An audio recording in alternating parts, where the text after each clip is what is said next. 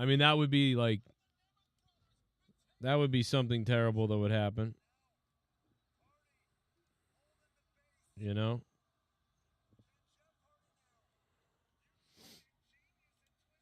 Hardy's a mess. Hardy is a mess. Wow. Chat, hit the like button. Jeff Hardy's on the ladder. He got the title. He's on that stage ladder. And the Hardy Boys are tag team champions of TNA.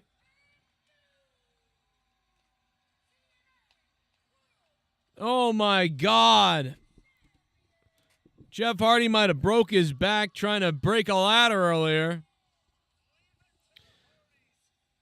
Jeff Hardy with a staging ladder that dropped down from the ceiling where the lighting fixture is when they had finally destroyed all the ladders. That explains why Jeff Hardy tried to break the ladder a second time.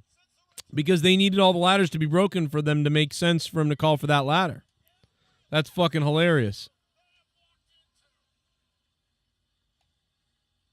That's funny. The Hardy Boys are the new TNA Tag Team Champions. The ladders have been decimated. Felicia or Francis or whatever his name is almost killed himself. Isn't that shitty guy that was in that Cash Money rap group from WWE? And he was terrible, so they got rid of him? My God, he's terrible here, too. Man, is he bad. I don't know what they call him, like Silver Dollar or something like that. They call him something stupid. I don't know. But, man, he looks bad out there. He looks bad out there. I don't know if he meant to land the way he landed, but good Christ. You know, he broke his ball sack. He broke his balls. There is no doubt about it. Crazy.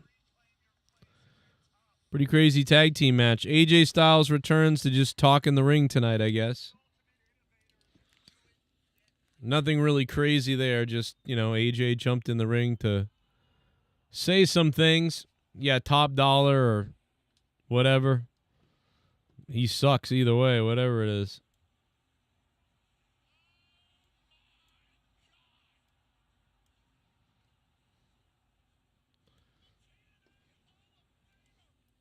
Bully Ray's coming out now.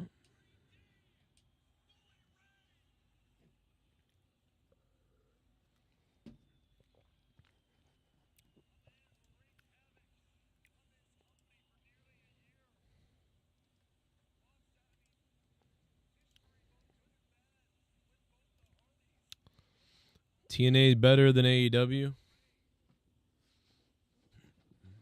You might be right. Maybe. I don't know. You mix the best of both of them, you might get something I might watch.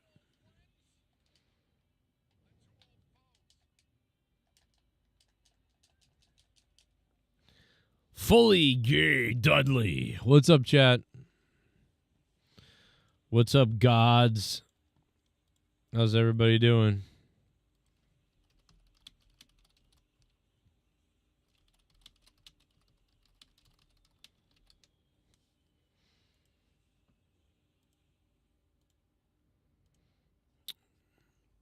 Guys, hit that like button if you can. We are live. Bully Ray's going to talk. He's going to tell this crowd to suck his Philly chode is what he's going to do.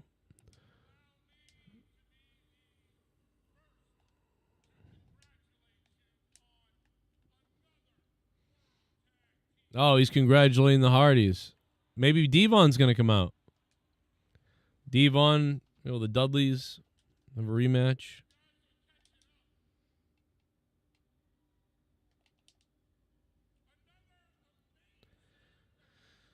What's up, everybody? Put that route in. Pretty good TNA Slammiversary tonight for the most part.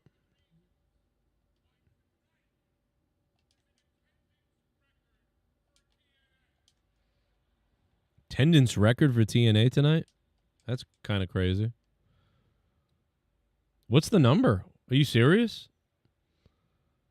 Attendance record for TNA in this building? What is it? 16,000?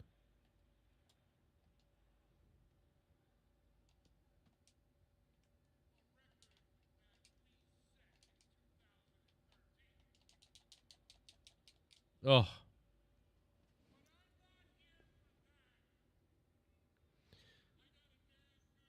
Uh-oh, Bully Ray's going to tell us something interesting here.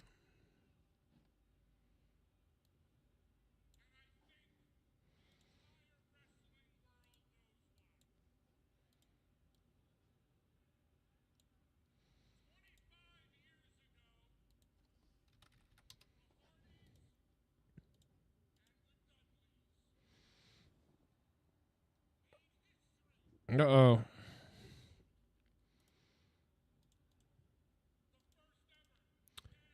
We're just listening to Bully Ray talk right now.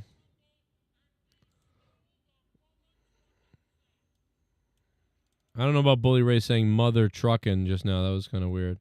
He's talking to the Hardys. Almost 8,000, Geddy Lee? Oh, my God. Jesus.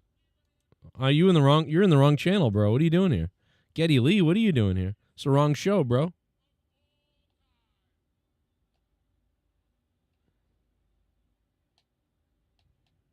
The hell is Geddy Lee doing here?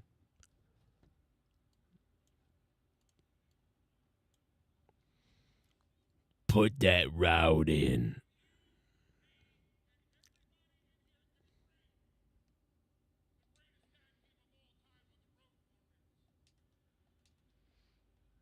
Yeah, well, they're dead now.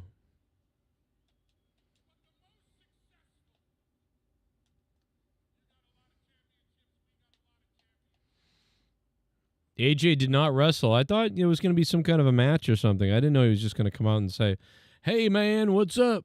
That's it. Bully Ray's talking a lot here. Jesus. Shut up, Bully Ray.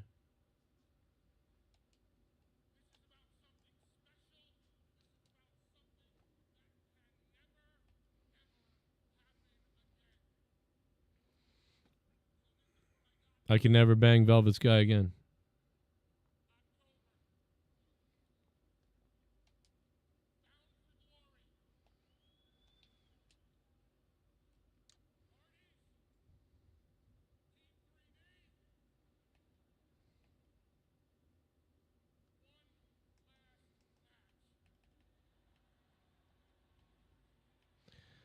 We're gonna have the Dudleys versus Team 3D in October for the last time. That's kind of in TNA though, not in WWE. It's kind of weird. Kind of weird. Where's Devon?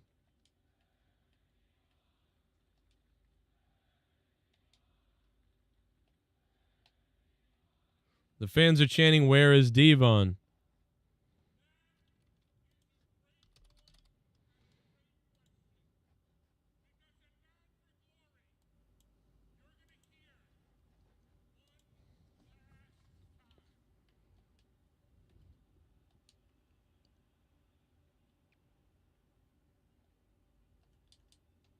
Imagine if Devon was here.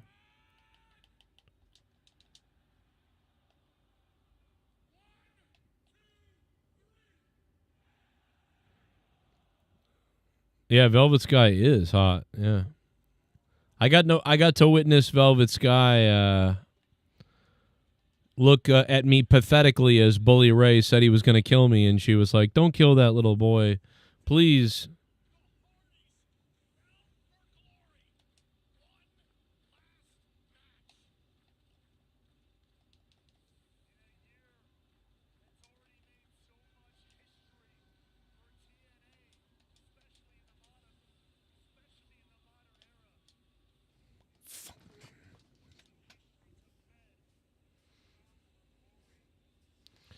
Wow, there was no Devon. There really was no Devon. I thought maybe he was going to come out.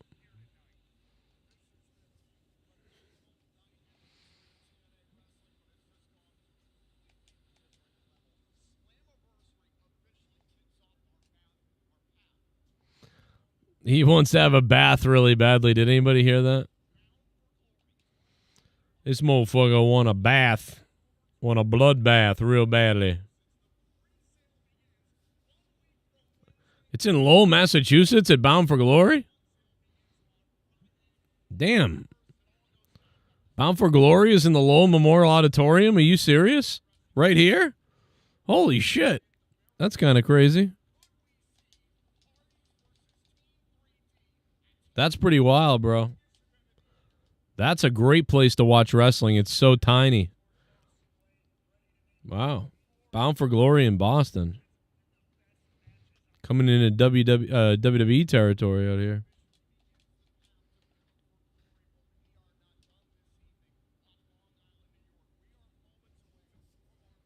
Well, I guess they're in New York tonight, so it's the difference.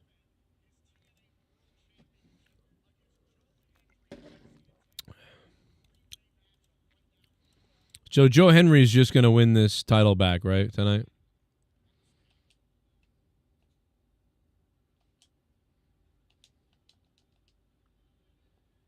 I mean, that's what's going on. Santino's going to pull his thingy out.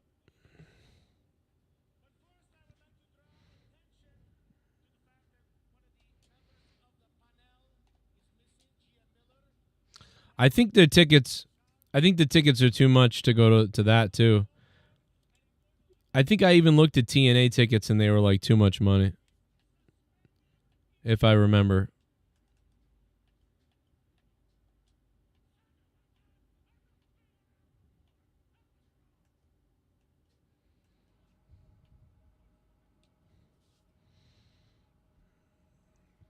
You know my private parts are saying your mother's name.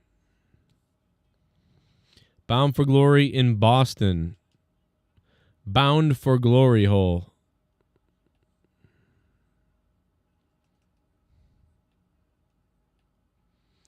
Did he just say he was going to take out his snake eye? That's sick, bro. That's sick.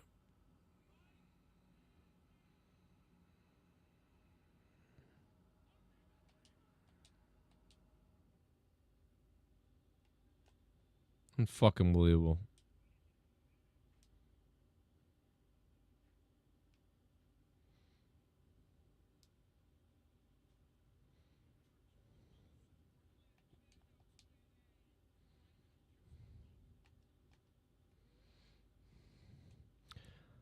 I wish they would use AJ Styles' TNA theme in WWE. Yeah. At this point, all I can think of is FTR when I hear it now. I'm like, that's supposed to be FTR. So weird. Man, think about how great NXT was from 2013 to 18 or so. Like, it's crazy how many characters they created there, you know? LaGreca, you suck. Oh, look at that. How do you know? What's up, everybody? It's Sunday night. Kazarian's going to take out his little pumpernickel.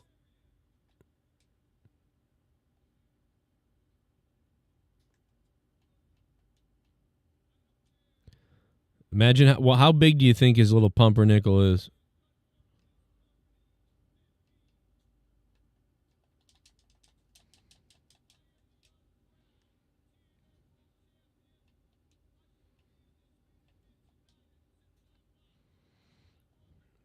AJ Styles has a Woody. That's what people are saying.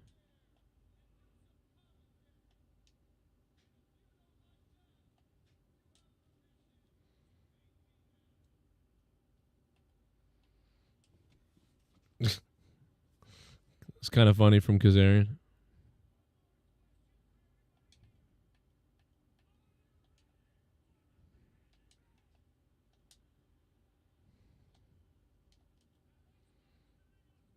Pretty good.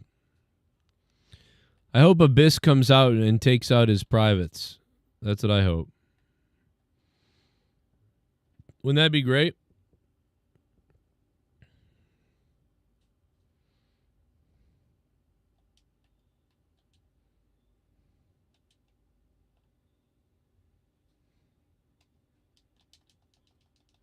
Oh.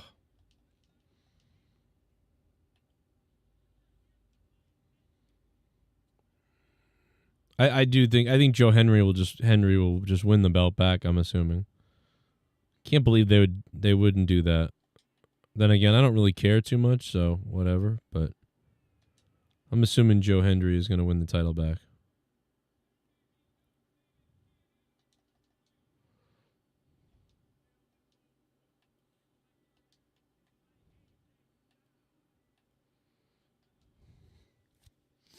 What up, Wicked?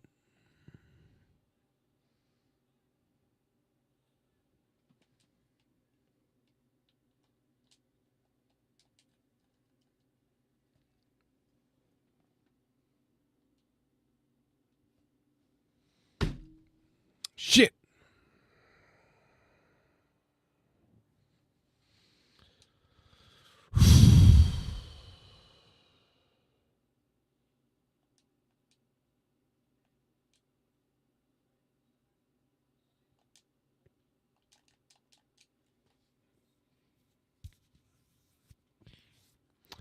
All right, boys. Cena's taking the TNA and AAA world title. That would be crazy. Wouldn't do anything, but just about wouldn't do anything. Last night, General Santos was threatening to take out his pecker.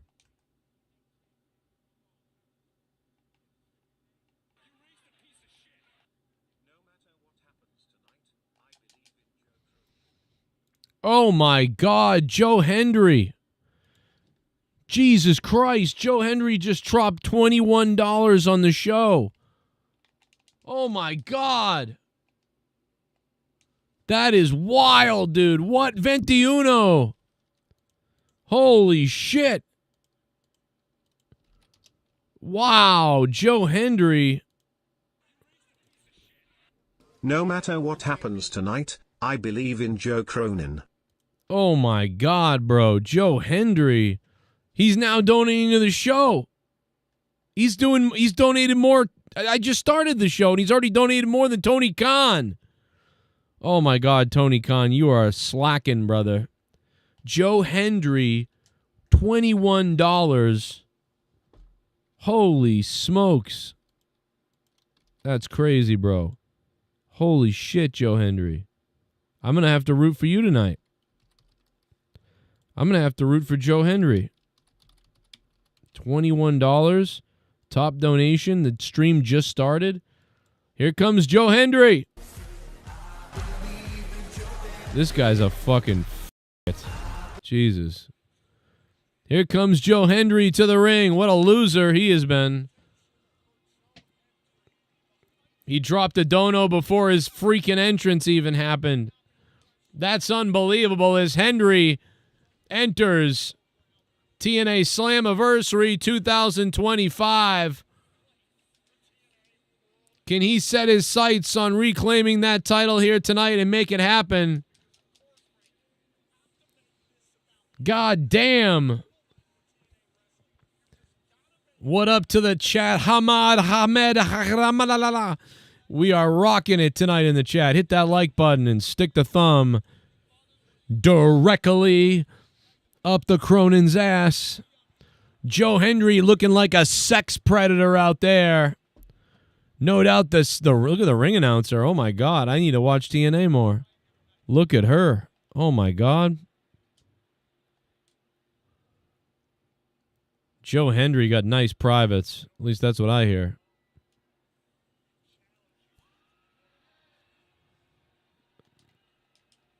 Dude, that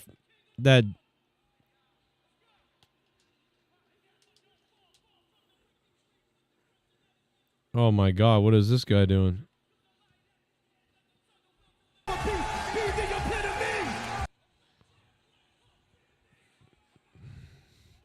Oh, this is the former the AEW guy, right?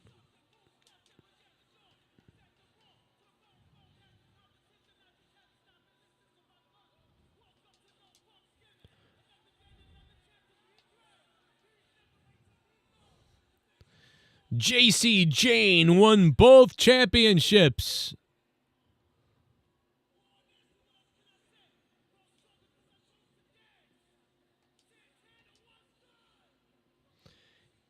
Here comes Santana!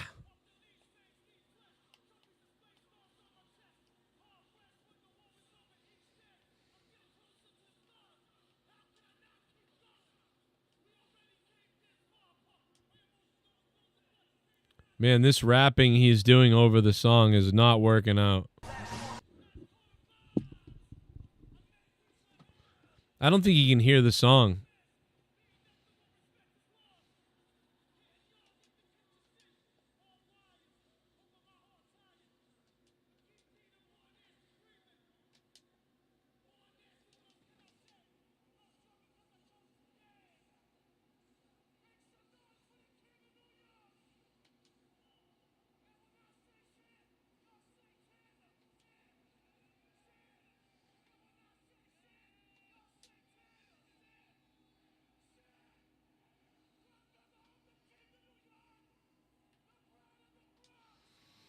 Man, that might have been the most annoying intro ever. Jesus.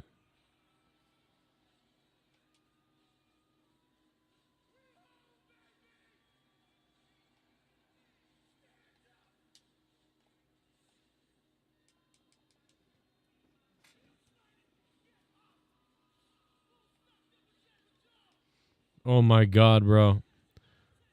Oh my God. Guys, we have got to clip this entrance later. Oh my God.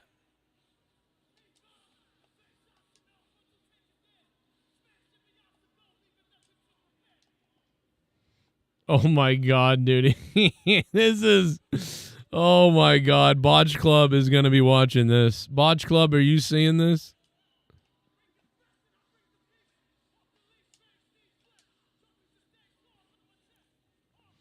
Oh my God. I pray that most of you guys saw this.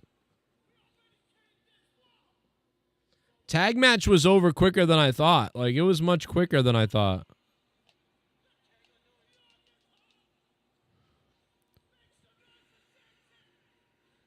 Dude, this is awful. That was just terrible. They should have just let the music play.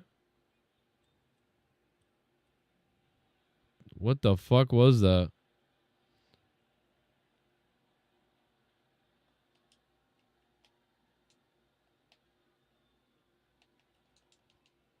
That was bizarre. I don't think that guy remembers the words to the song.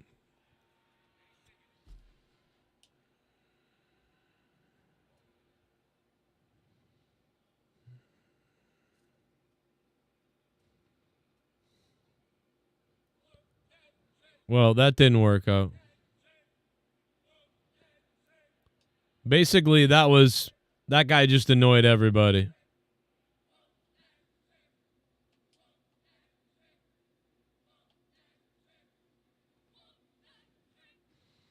What the fuck is going on with these entrances?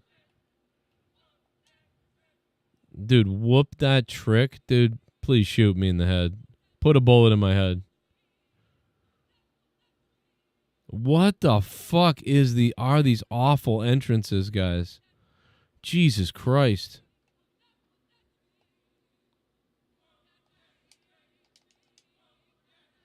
This is terrible.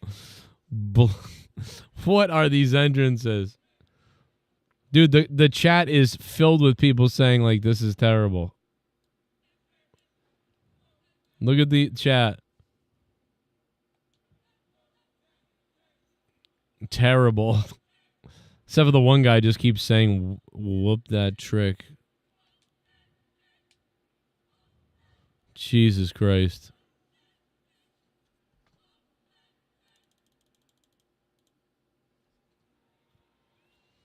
Oh my God. These entrances, man. AJ just came out and congratulated the X Division champ and had a little reminiscent, and then he was done. So what? The WWE guy's over more than anybody in TNA, and that doesn't make sense.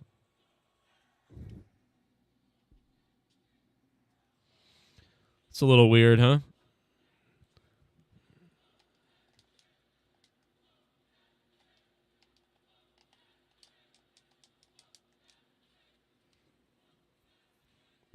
Trick Williams dressed like a whore I once dated. Looking nice.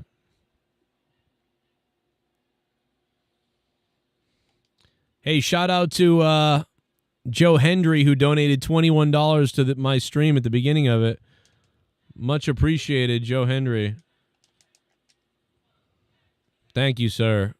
$21 came in from Joe Hendry on a Sunday night. We haven't even done anything yet, really. Just kind of hanging out.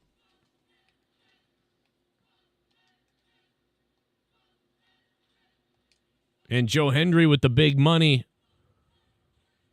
They're whooping that trick all over your mom's house. Look at that. Wow, look at the ring announcer. Holy Jesus Christ. Holy shit.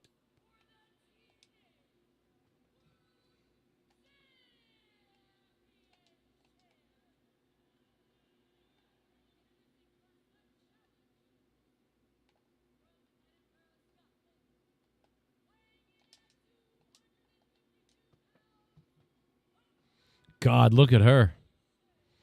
Oh my God, I want to put it all over her. Oh my God.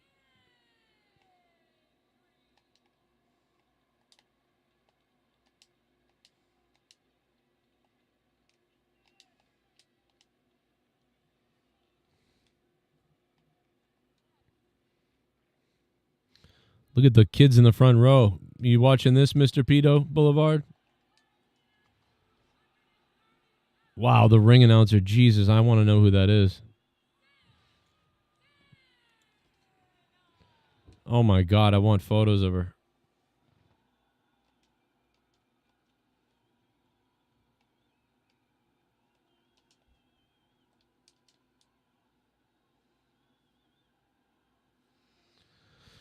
Jesus. Everybody in the chat type 69 if you're got a stiffy there.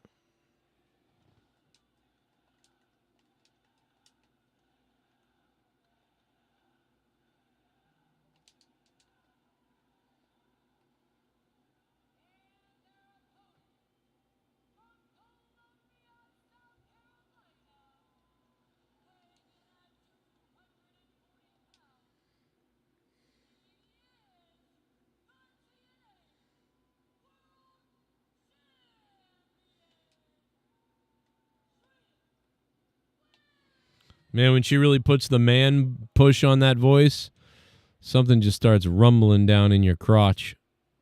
Unbelievable. Trick Williams looking like one of my ex-girlfriends right now, a snack.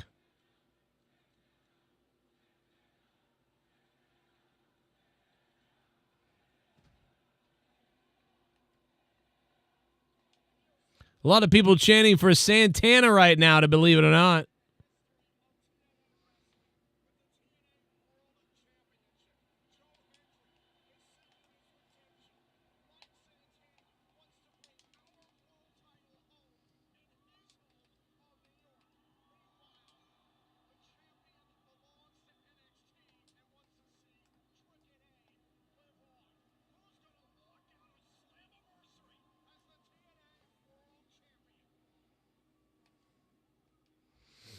Getting heavy out here, baby. Look at these boys. Ah, la, la.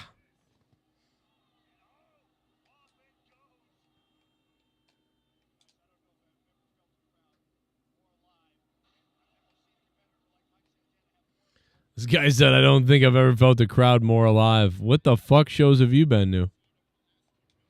Good Lord. Santana and Hendry get rid of Trick Williams out of the ring.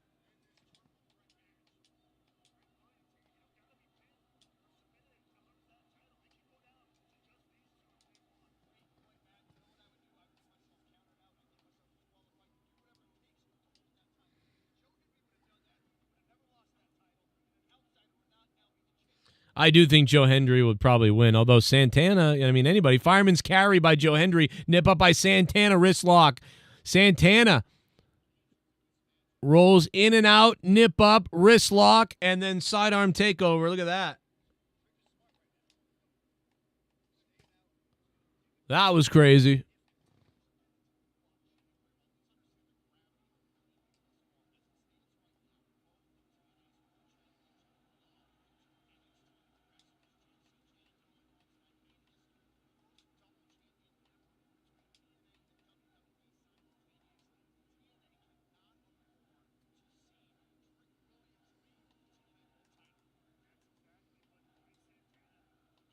All WWE NXT people have titles. Like, what? Are you serious? What the hell is going on in this company? That's wild. That's wild. Santana, yeah, he is over.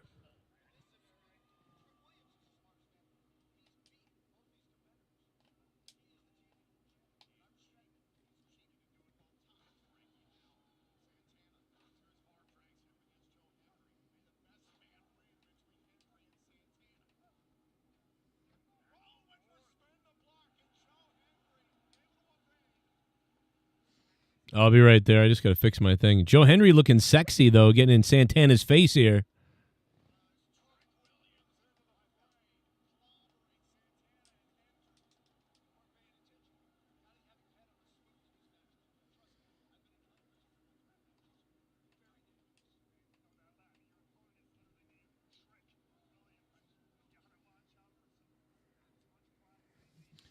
That's not what trick means.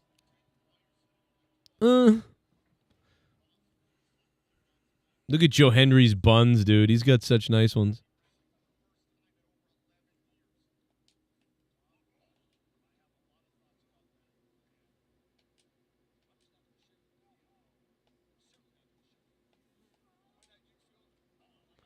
Let's go. Joe Hendry's got a big one.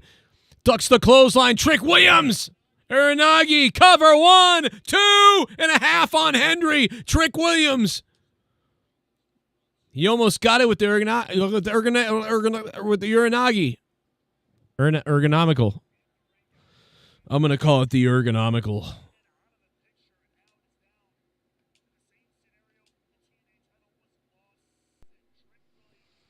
Yeah. You want crazy? I saw Enzo. Enzo's there? Oh, boy. Enzo is in the building.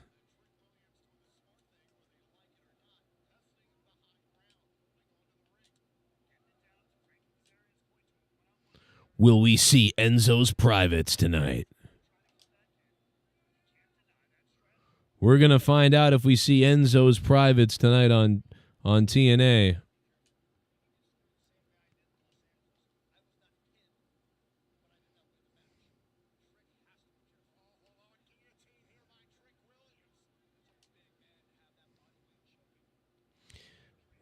It was Enzo Amore.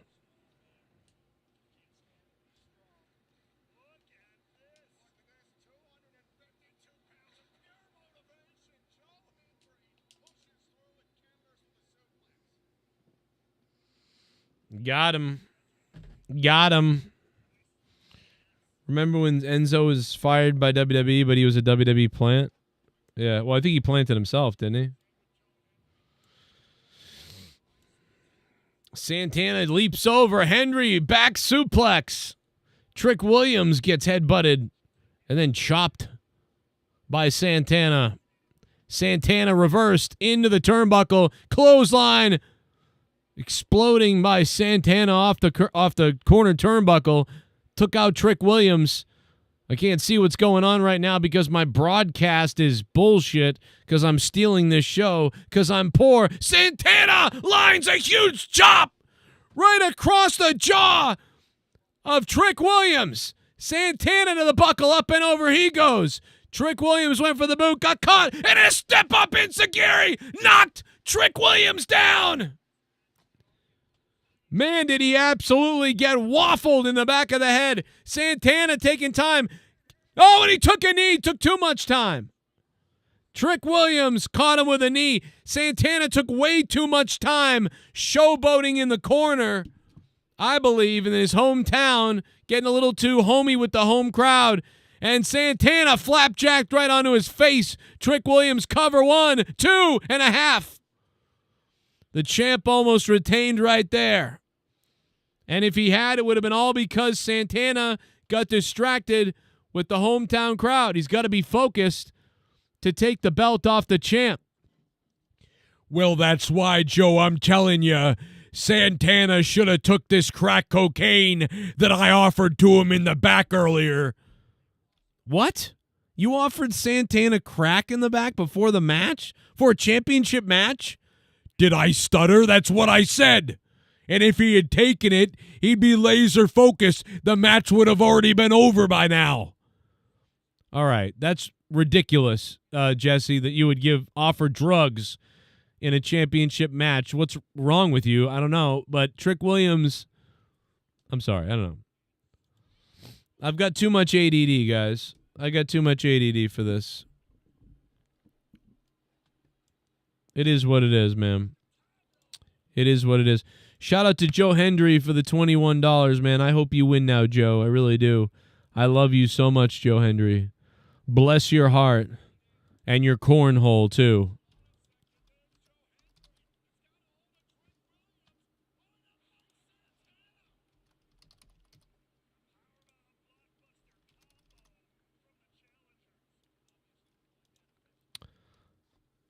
He's pretty hot, I got to be honest. All right, I'll be right back. We're watching this match. We're getting hard. People are chanting for TNA right now. That's pretty hot. A little TNA chant going on.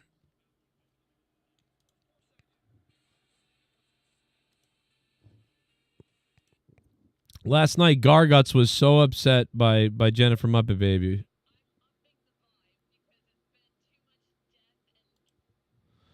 Unbelievable. One second, boys. She had a hatchet. No, I'm just kidding. She had a hatchet man tattoo, like. Whoa. Of it, I don't know if you. I was like, whoa, that's crazy.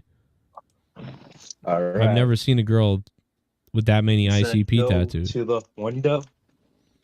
All right, I gotta turn the light on. Oh God, you're not really gonna go out the window, are you? Like, can't fit any further. What did I miss? What's going on here? Oh, he's gonna ride his. gosh. He's riding his bike out the window. Got the water bottle. Or into the wall. Oh. Oh boy. Here we go. Look at this. Oh my God. Hey, can I tell you a story?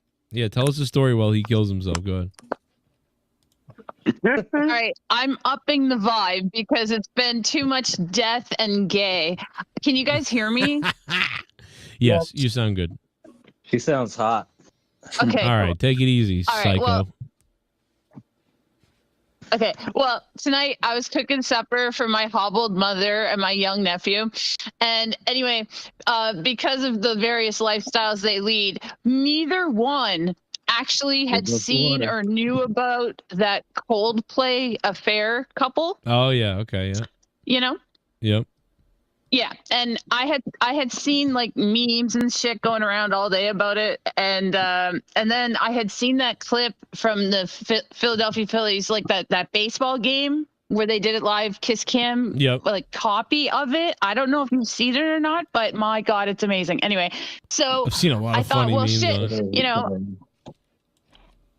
It's awesome. It's been hours. Like it got very famous very fast. Anyway, so I told them about it, you know, and then just to make it more fun, I said, all right, I bet you $2 that this thing is so famous and you guys are the weird ones for not knowing about it. Yeah. I bet you $2 it's going to be on the evening news. Wow. So we turned on the evening news. And we let it run while we ate supper, and it was on the evening news. So they saw the clip on the news, right? And then I made $4, but anyway, besides the point. So then once they knew what it was, I took out my phone and I showed them that baseball game where the Philly Fanatic had that like girl monster woman, and they reenacted it. Jesus, we laughed and we laughed, and the fact that like so many people in that baseball stadium all knew the joke instantly and immediately, that's pretty powerful. And just like 50,000. I don't know how much. I don't really know how many people are at a baseball play. I don't give a shit about baseball, but a lot of people. Just to have all those people happy and laughing, that's a good time, and that's a good clip. And I don't know about rules, but if you could, you should play that clip, man. And good on the Phillies, because that's brilliant on their marketing people. That's pretty funny. There's been a lot of funny memes, but yeah, that's everywhere. Like everybody, I can't believe the guy got fired. Like he got fired over it. Like that's crazy. Well, it's because he's on a board, and when you're on a board, they can do that. Yeah, no, I know they can take you out, but it's kind of weird. I would think like, hey, good job, Chuck. This must be the Phillies thing. This is too funny. They do a kiss cam. They show like some normal humans, and then one guy brought a sign saying, this woman is my wife, like as if he were at a wrestling game. Like this thing has really taken off. It's great. Yeah, man. Oh, It's here very it is. cool shit. Is the Phillies. Fireworks, the gunshots.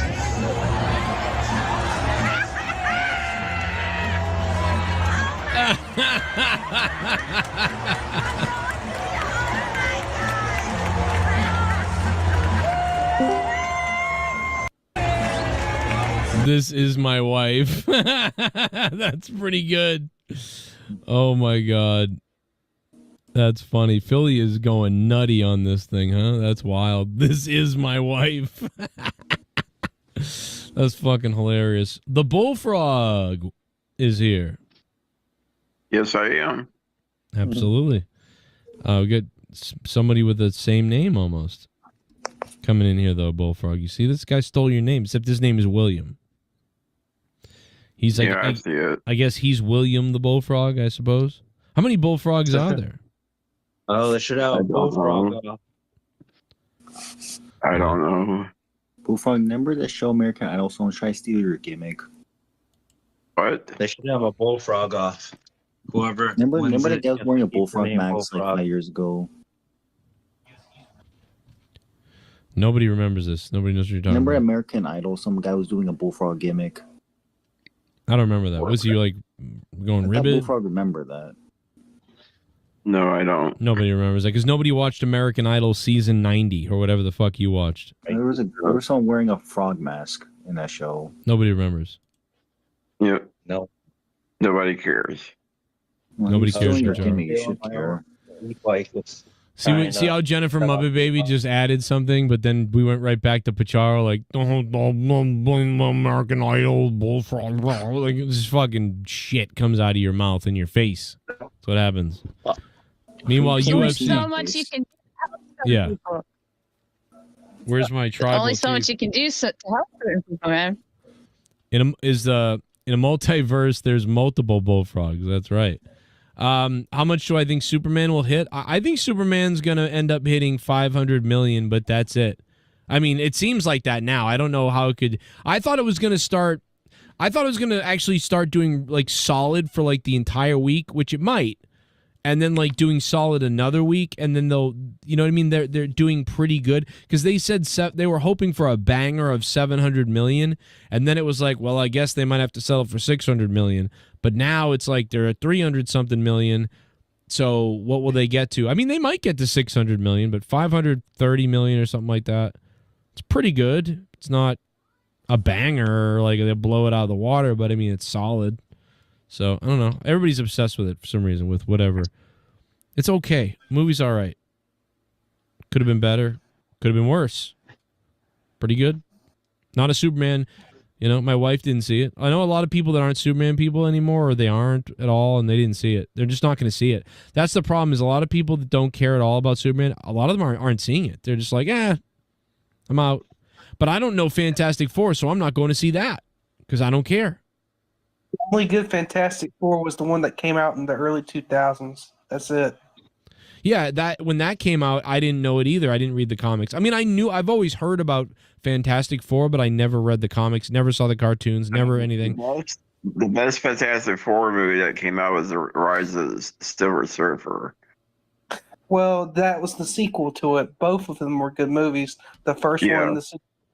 When did that go? The old ones, like with like the one with Michael Chiklis in it, like back in 06, 08, those ones?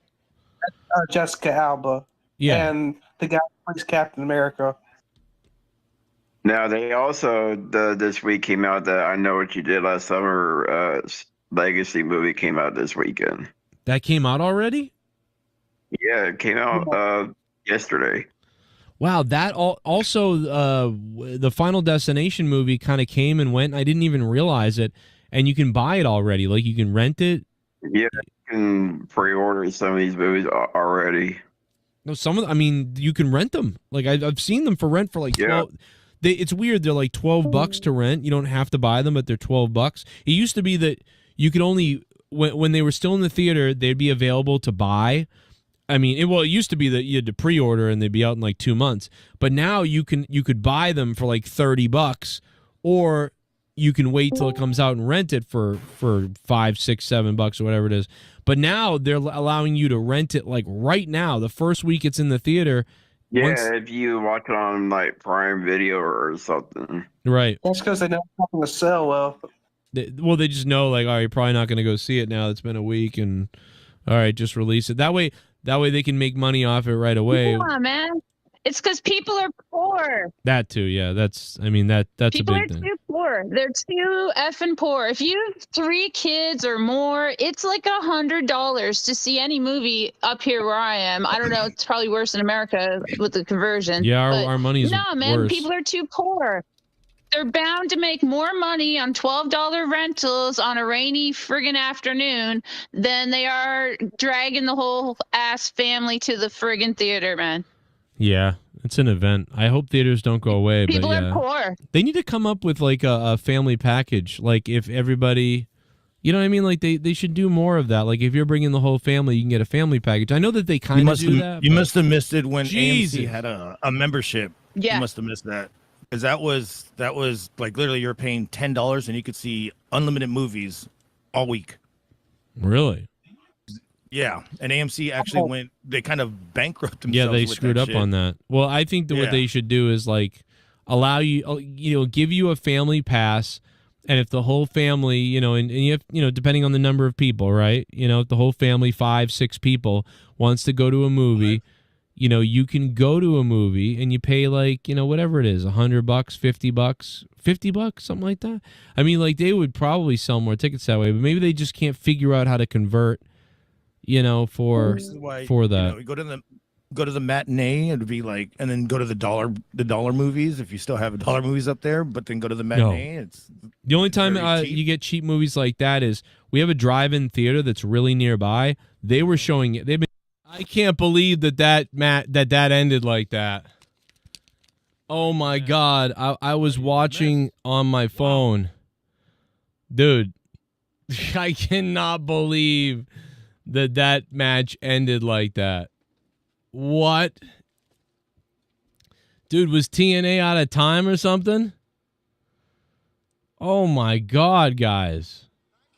That's the way that this ended? I still cannot believe how this match ended. It was like they were out of time or something. Oh my God. I'm watching it again because I still can't really believe. Santana kicks out. Oh my God. Wow, they hate TNA, huh? TNA just gets... Dude, what is going on? Trick Williams retains... People are so like, what? What was everybody saying? Like, oh, Joe Hendry. No, Santana. Joe Hendry. Oh, no, Trick Williams just retains. Wow, bro. That's the way that's going to end. That's crazy. Is that what you guys thought was going to happen? I didn't see that coming. I was convinced somebody from TNA must now win a title. Or the title. Wow. That's wild. I mean, that would have been my last choice. And that's that's what happened. That's crazy. Guys, hit the like button. We only got 57. Wow. They in front of 8,000 people, this big TNA Slammiversary thing, and loser Joe Hendry once again loses. That fucking loser. I don't understand why anybody likes him. And then Santana, who had one of the worst entrances I've ever seen, and they come out there and they give it right to Trick Williams. Trick Williams retains. Wow. How about that? I mean, who cares? I mean, this was the big show tonight. You know, whatever happens at Bound for Glory, like, well, whatever. You know what I mean? It's like Bound for Glory. That's already like, and by the way, that's in Boston. It's at a great location. That Lowell Memorial Auditorium is one of the best places I've ever seen wrestling. I've seen some great NXT shows in the Lowell Memorial Auditorium. It's just simply phenomenal there. And so that, for that reason, that will be great for anybody that goes to see that in Lowell. That's going to be cool. But, Jesus. That is something else.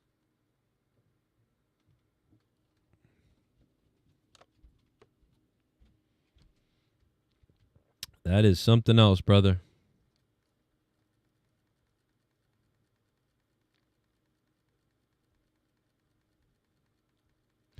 Trick Williams retains. I did not have that on my bingo card. I got to be honest. Didn't have that on the bingo card. I had a lot of things, a lot of ideas, a lot of things on the bingo card tonight.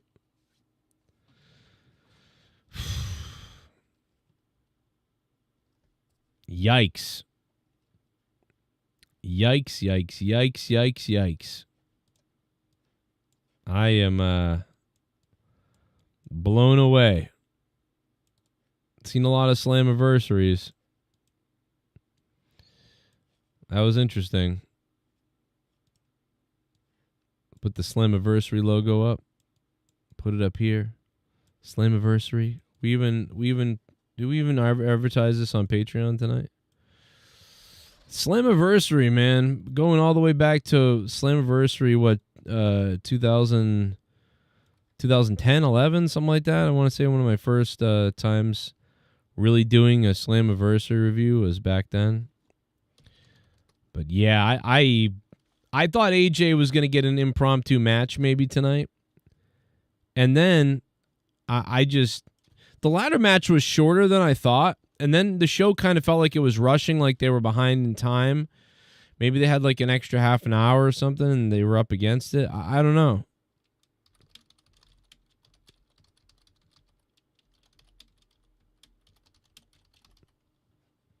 I don't know. It could be a lot of reasons. Could be a lot of things. Bound for Glory need to put AJ Styles and CM Punk, sell out 11K.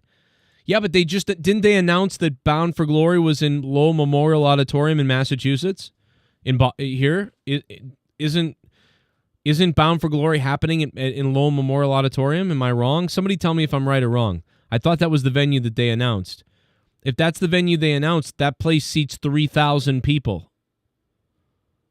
I mean, like, you're talking about put 11,000 people in there. I'm pretty sure that place fits like 3,000 people. This is not good news if you're looking for that many people to be there. Jeez. That's crazy.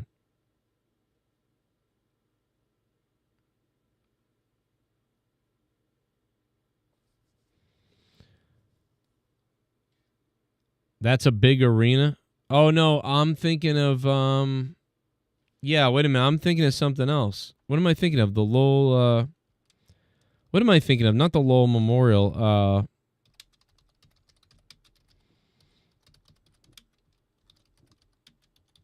What am I thinking of then? No, Lowell Memorial Auditorium only carries 2,800 people. I know exactly what the Lowell Memorial Auditorium does. Yeah, I mean, I've seen a lot of wrestling there. I'm pretty sure that's where the cheerleading thing championship happens, too. 2,800 people in the Lowell Memorial Auditorium. 2,800 people.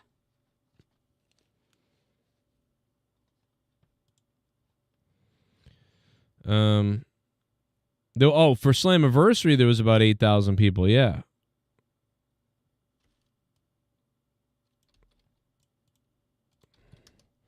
Oh, they're going to the Saugus Arena? Oh, okay. Well, Saugus Arena is different. That's like a small arena. Like, you could fit a lot more people in there. So, yeah, Saugus Arena holds like 7,000 people. So, yeah, if it's the Saugus Arena, then Saugus Arena will holds a lot more. I thought it was Lowell Memorial Auditorium, though, but I guess I'm crazy.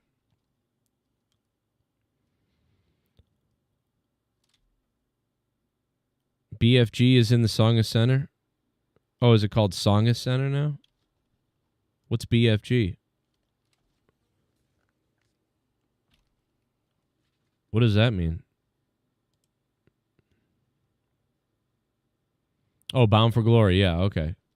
I'm fucking stupid. I don't do well with this. Okay, so that's not as fun because it's a small arena and it's kind of cool and everything, but yeah, I wouldn't go to that. Yeah. If it was Lowell Memorial Auditorium, I'd be like, hell yeah. I was like, why are they having Bound for Glory in front of 2,000 people? That's crazy. I mean, like, Lowell Memorial Auditorium would be a great place for, like, TNA Impact or something, but it wouldn't be good for, the pay-per-view if they're trying to sell tickets like this.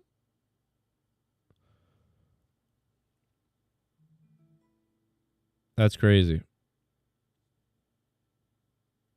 I had a rough day, but I made it home and in time to watch a little bit of this. Watch a stolen stream of TNA Slammiversary with a bad stream too, man. It was bad. It was in and out and just shitting all over the place and fucking itself, and yeah, it was a little rough to watch, but we made it happen in the best.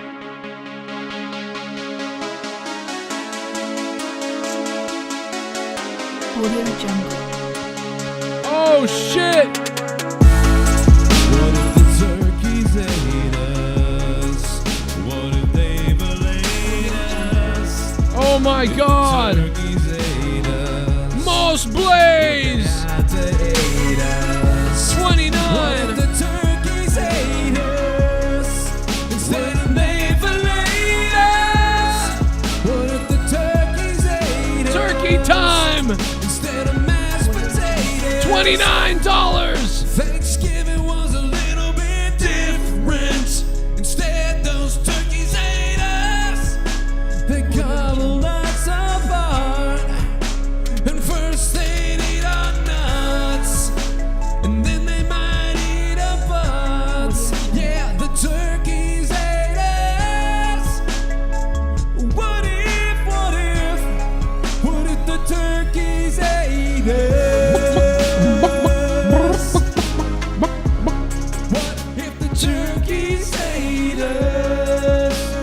What if the turkeys ate us? What if they filleted us? Tonight, TNA Slammiversary!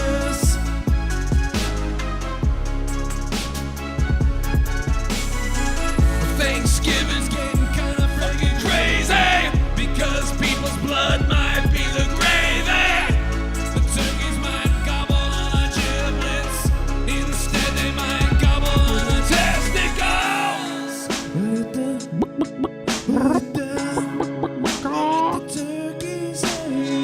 Thank you so much, Moss Blaze, for that huge donation. Unbelievable.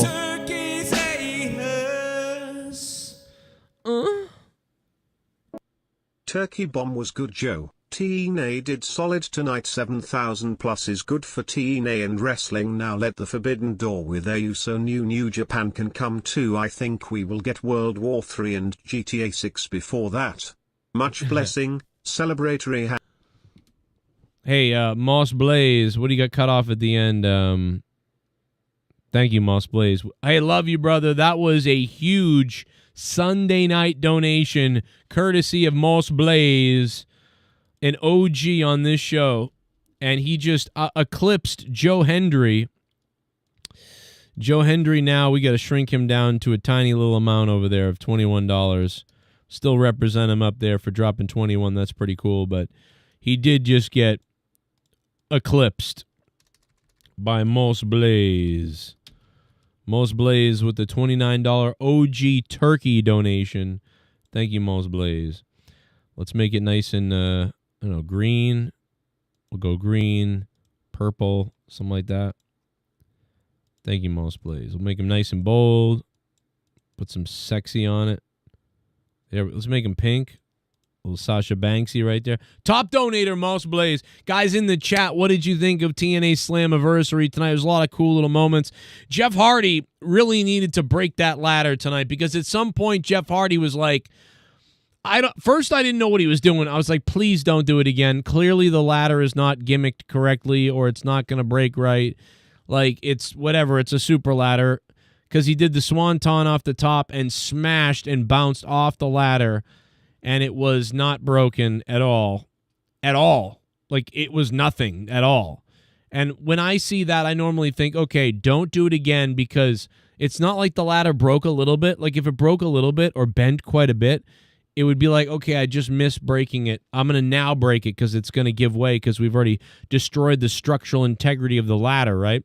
So, but that did not happen. The ladder looked really good, I think, unless I'm missing something. I could be.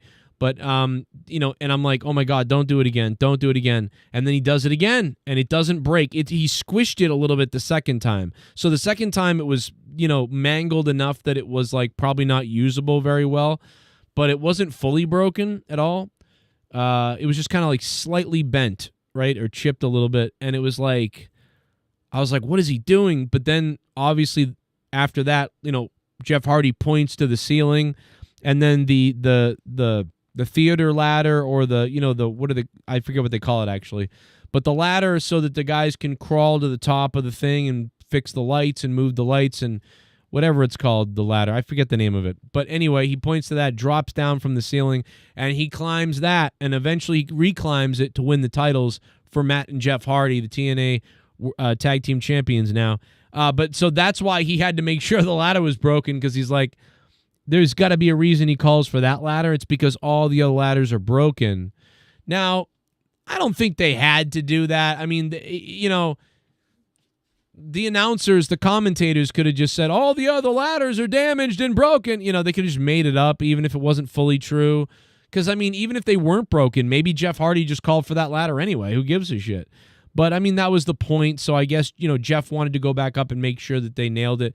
But, man, I was worried about his back on that. Because obviously that, you know, there's something, that ladder didn't want to break. You know, ladder just didn't want to break. But loved it anyway. Moss Blaze, thank you for the $29. Joe Hendry, thank you for the $21. And General Santos for the money as well. But, man, was Joe Hendry robbed tonight? People are pissed.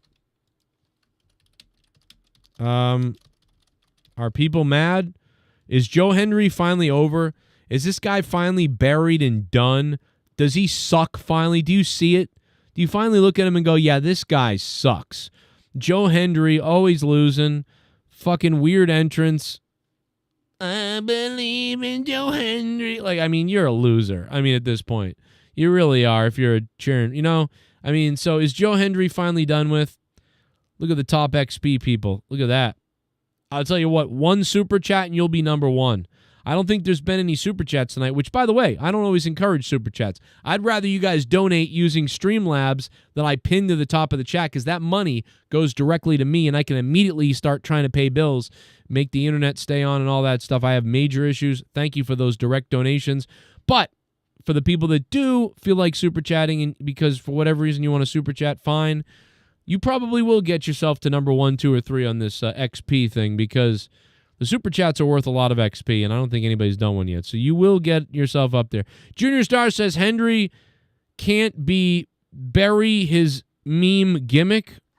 Junior Star, I'm not sure what you said there, but I think you were saying get rid of the stupid gimmick. But, I mean, that's what makes him, right? So why would you do that? Then you'd have R-Truth too, you know? Daniel Belfort in the chat. TNA is back, baby, and I'm back for a Cronin Live for the first time in 10 years. What? What? You're here for the first time in 10 years? Holy what? That's crazy. Talk about taking some time off. Are you a millionaire? Because we could use a donator. Did you become a millionaire? No, Daniel. Thanks for being here, bro. It's been a while, I guess. That's crazy. 10 years? You missed a lot. You missed a lot. In the last 10 years, I quit my job and made YouTube my full-time job, and it was amazing for like 6 years. And then I had to go back to work, and I'm fucking negative in debt now. My whole life has changed 3 times since you were last here. That's amazing, brother. How's your life going? I hope you married a hooker. I love you. I don't even remember how we know each other, but whatever. Joe Hendry is a meme gimmick, says Junior. Oh, yeah, I know. I mean, I get it. But it's like, don't you want to make the guy go over at some point, or like a little bit more, or, after all these weird losses? Or, I don't know. I don't really care anyway. I don't like him that much anyhow, AJ Styles did show up tonight, didn't have a match, didn't wrestle anybody, just came out to say, hey, congratulations to the X Division champion. I'm AJ Styles, and my old theme is playing, and that's pretty awesome. So enjoy that, because it was fun. It was fun. But hey, it is what it is. What's up, Wicked? What up, Adam? Louis Urdaneta is here. Unreal NXT has 2 titles from TNA. That's ridiculous. That's fucking ridiculous. I'm sorry. Listen, I'm all for WWE glazing itself or whatever, but you have got to be friggin' kidding me. Now, I believe that TNA they all probably feel that that's a great thing because it's allowing them to continue to cross over. Wait a second. Wow!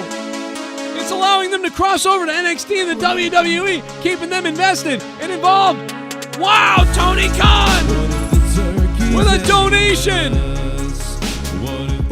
Tony Khan is not going to let Moss Blaze be the only $29 donation. Holy shit! What if the turkeys ate us instead of they filleted us? What if the turkeys ate us instead of mashed potatoes?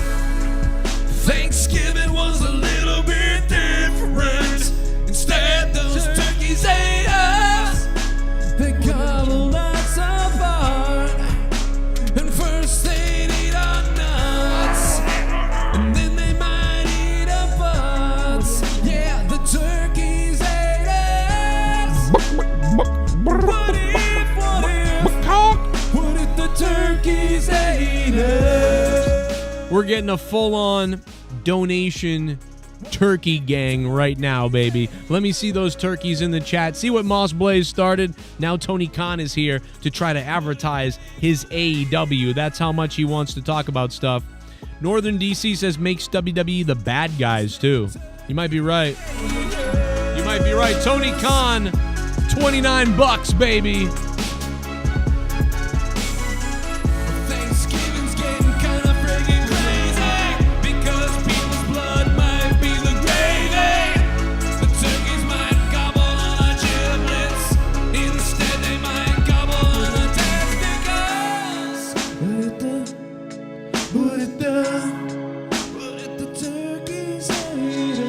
Thank you, Tony Khan. We love you, brother.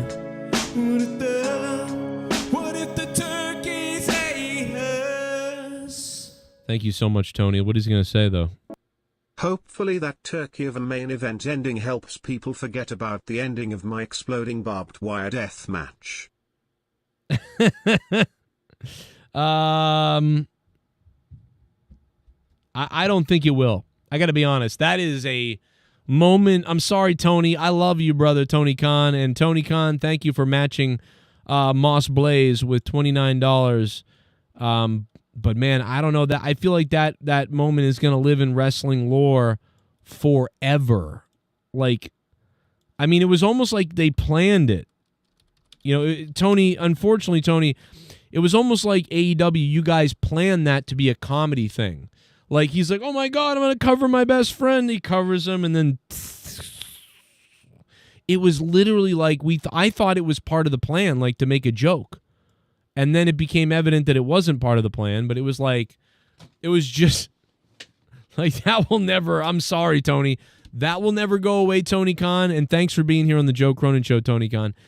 And also, you feared for your life. Your life was in danger, the most scariest, dangerous time of your life. Those things, I don't believe, are ever going to be forgotten about. Like, I find it hard to believe, Tony Khan, that you're going to be able to shake those things. Nice to hear AJ's, theme again. That was cool. Coming to Discord in a minute. People are over there. Going to be over there in 1 second. I see, looks like Jennifer Muppet Baby might join us for the Slammiversary recap here. Happy to go over with everybody. I've been trying to get on all day and do some things all day, but it was really a busy day. What did you guys think? Out of 10 in the chat, guys. Out of 10 in the chat. Everybody, drop your rating if you watched Slammiversary. Now, if you did not watch Slammiversary, just write that you didn't watch it. That's fine. Just say, I didn't watch Slammiversary. No, I don't give a shit.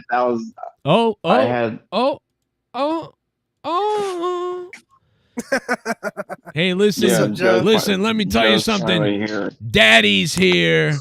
Did you guys enjoy Slammiversary tonight or what? I just listened to you talk about it. I didn't watch the pay-per-view. Oh my God. Bullfrog, what'd you think? Yeah, I didn't watch it either. Then why are you saying finally I'm here if none of you fucking watch the show, you stupid fuck? Oh, finally you're here. What, to talk to you about nothing? What are you talking about? Jesus Christ, guys. All I know is Trick Williams retained his title. Wow, real good. Real good. Listen, we just listen to you commentate the show. Okay. Well, listen, what do you think? Plus it's $50 to fucking watch the pay-per-view. I watched it for free. Where? I tried to watch it for free. I got blocked out. There was a YouTube stream of it where they just covered up a lot of the picture, but the audio was playing completely. You could have just watched that and at least listened to what was happening. But I mean, I gave you the whatever. Anyway, you heard some of what I said. What do you think, Joe Hendry? Who's the biggest loser here? I mean, Santana in the hometown, the crowd was going nuts. Joe Hendry, crowd kind of going nuts. Trick Williams, people like him. And Trick just retains the title, and so they don't give a fuck about their own employees. Well, yeah, because they're trying to elevate Trick Williams more. That's what they're doing. Yes, I know that, Bullfrog. All I'm saying is they don't give a. I was telling Joe. Okay, but they don't give a fuck about TNA employees, wrestlers. I mean. It was the perfect moment to give it to him. Duncachino? I thought it was good overall. I thought the show was good. Oh shit, look out. Here's a super chat. It's a whole new game. Duncachino. You want creamy goodness? I'm your friend. Say hello to my chocolate blend. I'm on the way home from the show. Show was amazing. AJ was awesome. Ending lame. Happy to be back, baby. Hey man. Hey Daniel, thank you for being back, baby. It's been, he said 10 years. 10 years since he watched the show. $10 for 10 years right here. That's pretty crazy. That's wild. I wonder if the last time that Daniel watched was actually like 2016, maybe when I was covering a lot of the Matt Hardy stuff, the broken gimmick. I mean, has it really, maybe it wasn't 10 years, it was 9 years, but does that sound right? Yeah. I don't know. Maybe, only he knows, but I mean, thank you for the super chat. That will, that should elevate you in the XP department. Yeah, you're number one because of that. Look at that. Joe, Bullfrog said you don't know how to control your emotions. That's what he said. What do you mean? Exactly what. What do you mean? I don't know. He just said that. He said, I don't know how to control. That you don't know how to control your emotion. When it comes to what? What, just randomly or like something specific? I don't know, Bullfrog. Explain it, Bullfrog. No, I said that he doesn't know how to control his emotions. That's why a lot of former co-hosts left. What are you talking about? Control my Exactly. emotions? I don't know. What do you mean I don't know how to control my emotions? What are you talking about? Because you don't. Because you don't. Well, but what do you mean? Like, what do you give me an example of what you're talking about? Because you just don't. Give me an example. Like when you don't care about shit. About what shit? What are you talking about? Give me an example of what you're saying to me right now. What example am I supposed to give you? You said I don't know how to control my emotions. You're right. I can't stand it when people are stupid as fuck like this. I can't control my emotions, and that results in something. Give me an example. I don't know. Let's change the fucking topic. No, because I'm not going to change the topic. DJ Glaze just brought it up. You agreed with him, and now because he's a fucking idiot. Okay, if I'm a fucking idiot, why did I bring it up? You're a fucking idiot, DJ Glaze. I didn't bring it up. You fucking did. I'm calling it as is. You said he doesn't know how to control his emotions. God. Why don't and I? That's on you. What not emotions? Me. What just name one person that's affected by this and explain it, and I'll be like, oh, okay, maybe I have an answer. Bullfrog. Joe, I think I got the answer. Give me all you got to do is give me one example, one person, one situation. I don't know what Bullfrog is, what he's talking about, what DJ Glaze, what you guys are talking about. I have no idea. Explain it to me. Talking about the people that used to be on your show and you made them quit or something. I didn't make anybody quit. What are you talking about? Who? Name a person I made quit. Name a person I made quit. True. JB quit because are you talking about JB? He quit because of trolls. He literally left the whole fucking internet because of trolls. Didn't make him quit. He left because of trolls. That's one. What are you talking about? Tommy? He quit because he fucking people told him that I was an asshole or something, and he got all butthurt that people talked about him on the show. I mean that's not because I was angry. I mean, what are you talking about? Are you talking about Pico? He got in a fight over on Garguts' thing and then demanded I get rid of people on my show, and when I didn't, he got pissed and left my show. That had nothing to do with my anger. What anger? What patience? Like, what are we talking about? I don't kick. I've never kicked anyone off the show. Like, you can't be here, except for people that were like, I'm going to dox you and send police to your house. Yeah, that's what I'm saying, Joe. I don't think Bullfrog knows what he's talking about. I don't think Pacharo knows. So you either. you think Bullfrog is full of shit is what you're saying, DJ? No, I just don't think he knows exactly what he's saying. Think he's a retarded person or something? Yeah, basically. Wow. Dude, I don't care what. It's weird. It's okay, Bullfrog. We know. No, you don't know because you wasn't here while I worked. JP, so you don't know. So what you're saying is that Bullfrog is just making stuff up? Is that what you're saying? Basically, he's retarded. Yeah, he's just retarded. That's all it is. He doesn't know what he's doing. Wow. Okay, I get it. Dude, I know what I'm doing. He's an invalid. Yeah. And you're not? Not really. No. Okay. All right. Well, anyway, I guess I wasn't here.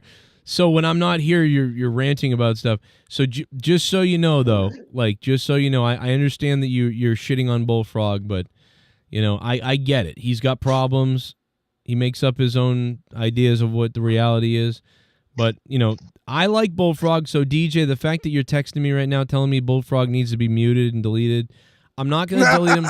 I'm not going to delete him. I'm not going to mute him. Bullfrog, I'm not going to mute him. I don't even have your number, bro. Okay, well, I'm talking about here on Discord. Bullfrog, don't worry. I won't mute you, even though he's telling me to. What did you do when I wasn't... Bullfrog, what did you do to him while I wasn't here? I didn't do anything to him.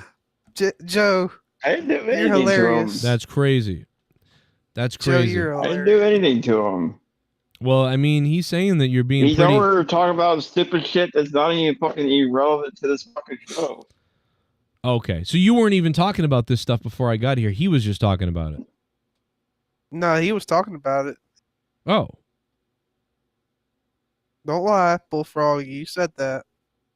You were talking to Pacharo about it. I don't fucking care anymore. Who fucking cares? Pacharo, send me the audio you recorded of you guys before this. I don't have audio. Well, first we're talking about Jake when he used to be on the show, and Bullfrog asked Bullfrog whatever happened to Jake. He's like, I don't know. I think Joe just can't control his emotions. That's why he left the show or something. What? Or something That's like exact- that.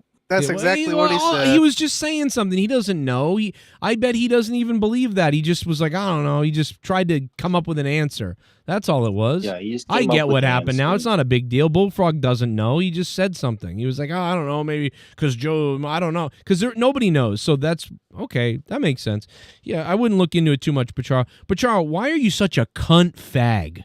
Why do you go around everywhere just trying to start shit with people? Why do you go? I just brought up Jake. Why do you bring up everybody? Why do you torture Tommy on his fucking 5 people streams? Why do you do that? Is it because you have no dick? Is that what it is? Anyway, yes. Bullfrog, is this enough to convince you to watch TNA Bound for Glory next time, maybe, or no? Yeah, if I have the money for it.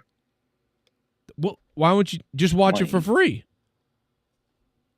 Because my internet or the stream blocks me out. I tried to watch it tonight. It blocked me out. Okay. Well, I mean, I agree. It's hard to find a free stream sometimes. A lot of times what I do is I just tweet it out. I go, hey, who's got a stream? And then I get sent like 5 different ones, and then I'm good because I've got 5 different ones sent to me. Well, send me one next time. I didn't realize that. Next time, I will try to send you some if you need one to see it. Just send me one, the one that you watch on, so that way I can watch it. That way we have something to talk about. Yeah, if I have money, if I have a lot of money or I'm crushing it in life, when I was crushing it with money, I would pay for stuff because I was like, yeah, I'm gonna watch this. I'll pay for this. I want to. Yeah, because these pay-per-views are like $50. Yeah, they're like $50 to watch. Not now. Not in the way the world is right now with how hard it is to get by with stuff. I would never pay for this now for sure. 100%. And you know what? If TNA had made it $9.99, I could have found a way to pay for that. They did when they first launched the streaming app. Right. Now I think it's like $50. Yeah, it was. I mean, if it was cheap like that, then I'd be like, yeah, I'll just spend $5 or $10 on the pay-per-view. But there is not a chance in hell I would spend over 15, 16, over $16.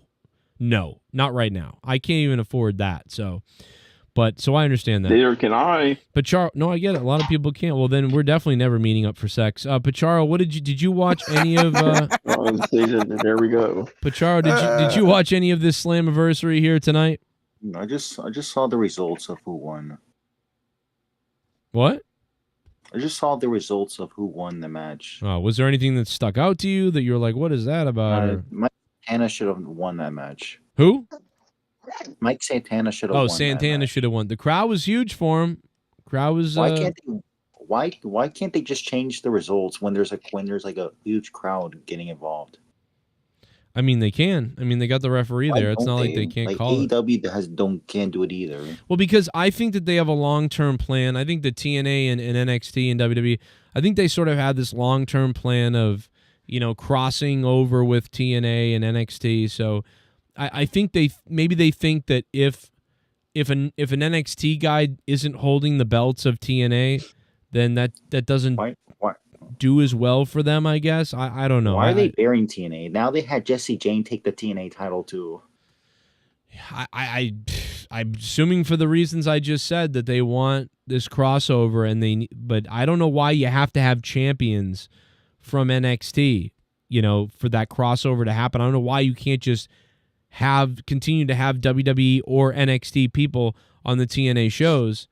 You've already proven that they could win belts in the company, so it's not like that's not out of our minds. So I don't understand why they continuously still need to have those belts. TNA will get that TV deal in the fall because they're partnered up with WWE. That's why.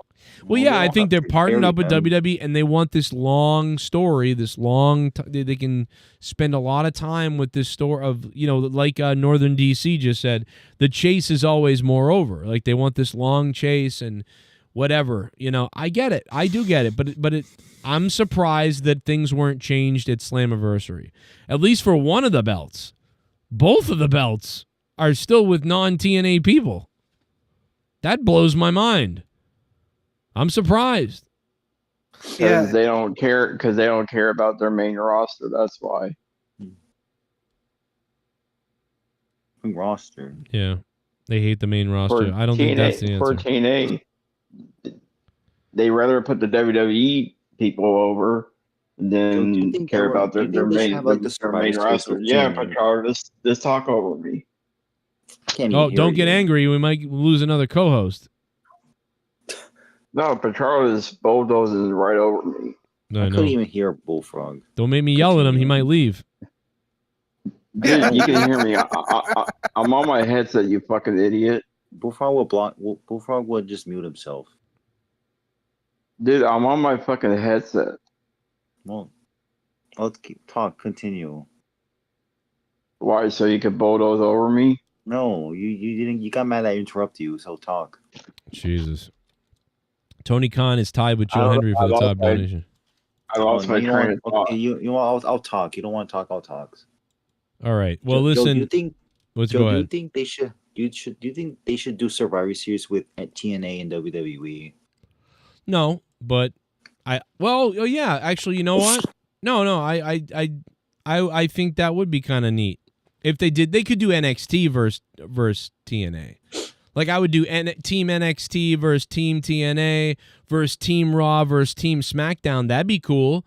So you got Team SmackDown, Raw, Team NXT, Team TNA. That's 4 groups, and they each battle, right? Two teams battle, or you can have four of them, 4 corners, 4 guys in the ring. That'd be kind of cool. 4 guys in the ring at once, and eliminations and tag outs and shit like that. Or you could just have 2 teams against each other. The next team moves on to the winner of the other 2 teams, and then those final 2 teams square off at the end of the night. That would be kind of cool. And the winner, you come up with some kind of a stipulation for the winner. That would be kind of cool. And you put that at what? Survivor Series War Games. So you have the War Games aspect. Then you have the old school Survivor Series aspect with the companies. That would be cool. Dude, I would 100% do that. I would make it 2 War Games matches, and then those 4 matches there, and then maybe 1 other match, or you have 1 War Games match. Hopefully they'll do something like that for this year's Survivor Series where they actually do that. Yeah, no, that would spice it up. I would love to do that. That would be great. I think that's great. Maybe like the WWE Championship or something. Some belt could be on the line, but then everything else is just all the fun tournament-y stuff. But we got to have a good stipulation, right, for the tournaments or for the War Games. Like, we got to have a reason for it, right? With War Games, it's usually like they try to build some kind of a blood feud, but it seems like situational, right? It's the same reason why Hell in a Cell doesn't work. The themed pay-per-views don't work when, you've got to build a blood feud for War Games. So then the blood feud happens at War Games. It's so predictable and stupid. Because what are the odds that this group of people want to fight this other group of people just in time for the War Games match to happen? So like it would be better if War Games just happened when you had a feud with a group of people like that. Or it'd be better if War Games, there was some kind of a major stipulation on the line, and that's why you had it. Like it would be great if War Games, everybody involved in War Games, like when they win, there's some reason you're doing it, right? Like the team that wins gets a guaranteed tag team championship match or something like that. And they can choose whoever the people are, or everybody gets, I don't know, something fucking that makes sense, right? Whatever that is. Make it mean more than it does, than just a blood feud, because otherwise it doesn't make sense. Suddenly we have a blood feud right at War Games time, just like suddenly we have a feud at Hell in a Cell time. Was that? But Carl, mute your fucking shit. Why'd you interrupt Joe? Okay, he's getting muted.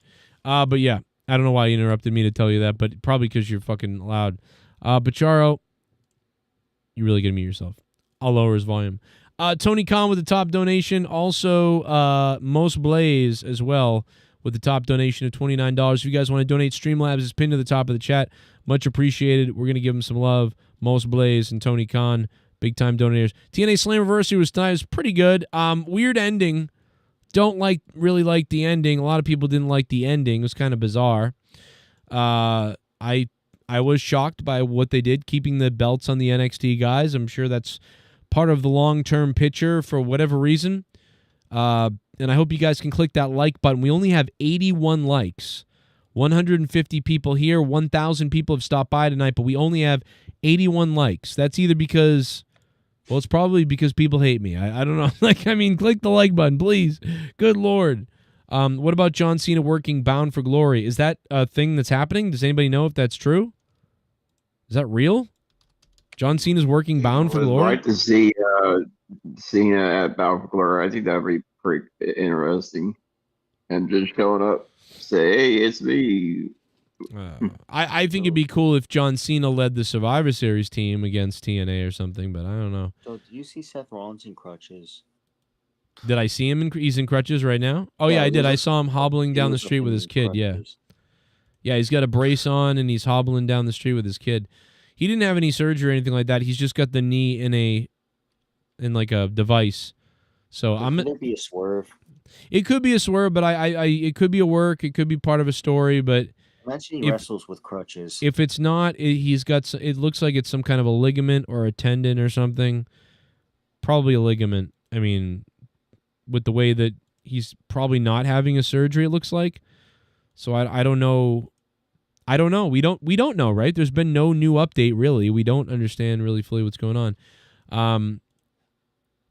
AJ versus Kazarian at Bound for Glory, calling it, says Daniel. Thank you, Dan. That'd be cool.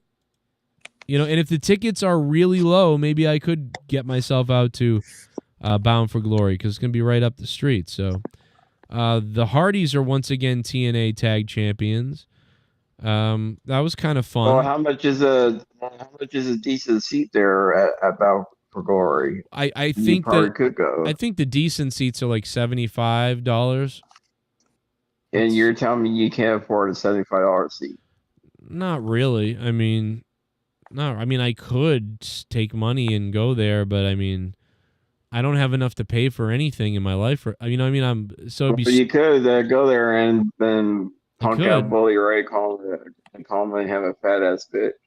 Yeah, that's a great idea. I should hunt down Bully Ray, call him a fat ass bitch, and see what happens. Like that. That's a great idea. He might hurt you, Joe. Don't do that. Yeah, that's the whole point. So you can get a job there. Yeah, that's right. If I call Bully Ray a piece of shit fat ass, I might get a job there then. That's right. That's a great idea.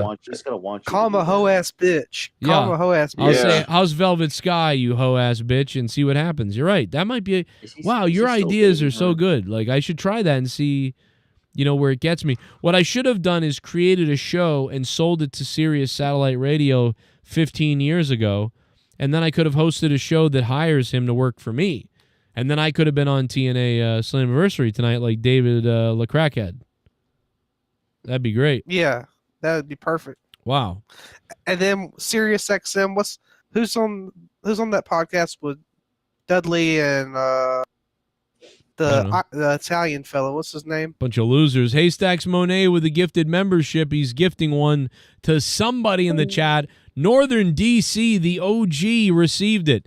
I couldn't think of anybody better to get it than a guy who fucking has always been fucking wet. Orlo Myers, Bully Ray may kill you if you ask him. Yes, exactly.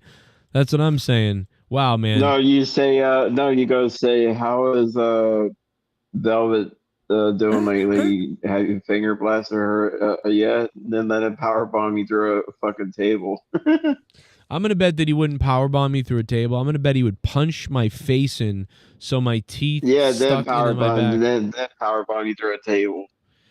Yeah, I'm going to bet he punched my teeth through my face so that I had massive structural damage to my face and I would need reconstructive surgery. Now on the plus side, I could probably sue the shit out of him, right? Because and then maybe I would get somewhat rich, right? I could probably sue him for all the surgery and everything, and then $500,000. Just say, hey, I'll drop the lawsuit. You give me a job at the TNA. Say that'd be your leverage. If they gave me a job at TNA, I would probably only make $80,000, or or less. Well, that's better than nothing, bro. Like, No, I'll most take people it. Don't. I'd take it, but I'd rather get $1 million in a settlement. Just saying. I'll take the $1 million. I mean, but yeah, getting the foot in the door in TNA, that'd be great, but I would probably rather take the secured $1 million. I mean, I don't know. It was like when I could have gotten that radio gig in Florida. That would have been a good step in the door at CBS, but like it was $40,000 or something. No, it was $28,000, and it was like, well, I make more money at. I can't tell my family, hey guys, we have no money now, but I work in radio for real. But yeah, I couldn't do that. So it'd be like the same thing. I can't really do that. I'd take the $1 million settlement. You know? Yeah. So, do you think, Bubba Ray, you think he'd be protected by the WWE lawyers if that happened? No. I think if they got involved, even better. I'll sue them too. But no, I don't know. Why are we talking about Bully Ray? Bully Ray came out tonight, and we're gonna get a match in October. You guys, hold on, Bullfrog. Shut the fuck up. Shut the fuck up. Bullfrog, I want to hear your opinion on this. Bully Ray came out tonight, and he challenged the Hardy Boys. October, I think, at Bound for Glory, it's gonna be the Dudleys, Devon and Bully, versus the Hardy Boys. Last time ever, they say, in a ladder match for the titles. What do you think about that? Wait, did it actually happen? I think for one, you just talked over me. He was asking me, dipshit. Okay, dipshit. You can shut up, faggot. All right, go ahead, Bullfrog. Dude, he's asking me a fucking question. You fucking rude ass son of a bitch. Go ahead, Bullfrog. So anyway, goddamn. So anyway, yeah, I think it would be an awesome last match between two greatest tag teams. I think it'd be a great match. Wow, that's your take? Is it'll be a great match? Yeah, I mean, what is it, a tables match? Oh my God. Okay, DJ Glaze, go ahead. I don't know if it's a tables match. I think it's a ladder match. I'm not sure if it's a TLC match. If anybody remembers what they said tonight, I don't remember now if he said TLC, but or even if he was just a regular match. But I thought it was going to be a ladder match, but I don't remember what he said. Maybe he said TLC, but I don't think they call it TLC because that's a WWE thing. So maybe he said in a ladder match last time ever. I don't remember what they said. If anybody in chat remembers. DJ Glaze, are you looking forward to that? Will it be good? And why are they not doing it in WWE? Well, because TNA was their last stop, I guess. And they're going to finish out where they last wrestled. Okay. And my opinion, I don't think it's going to be a good match. I think somebody's going to get hurt. Well, someone in the chat just mentioned, like, I didn't think Devon could even wrestle. Like, yeah, he's not in good shape. He's not in wrestling shape, and I think he's like injured from just wear and tear on his body. Well, I mean, Devon was not here tonight, and the crowd was chanting, "Where is Devon?" Not "We want Devon," or I think they were chanting, "Where is Devon?"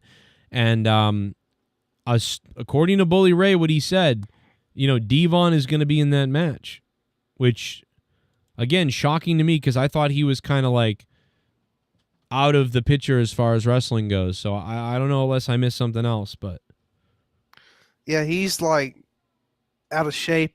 His body's gone. What? But I don't think Devon's out of shape.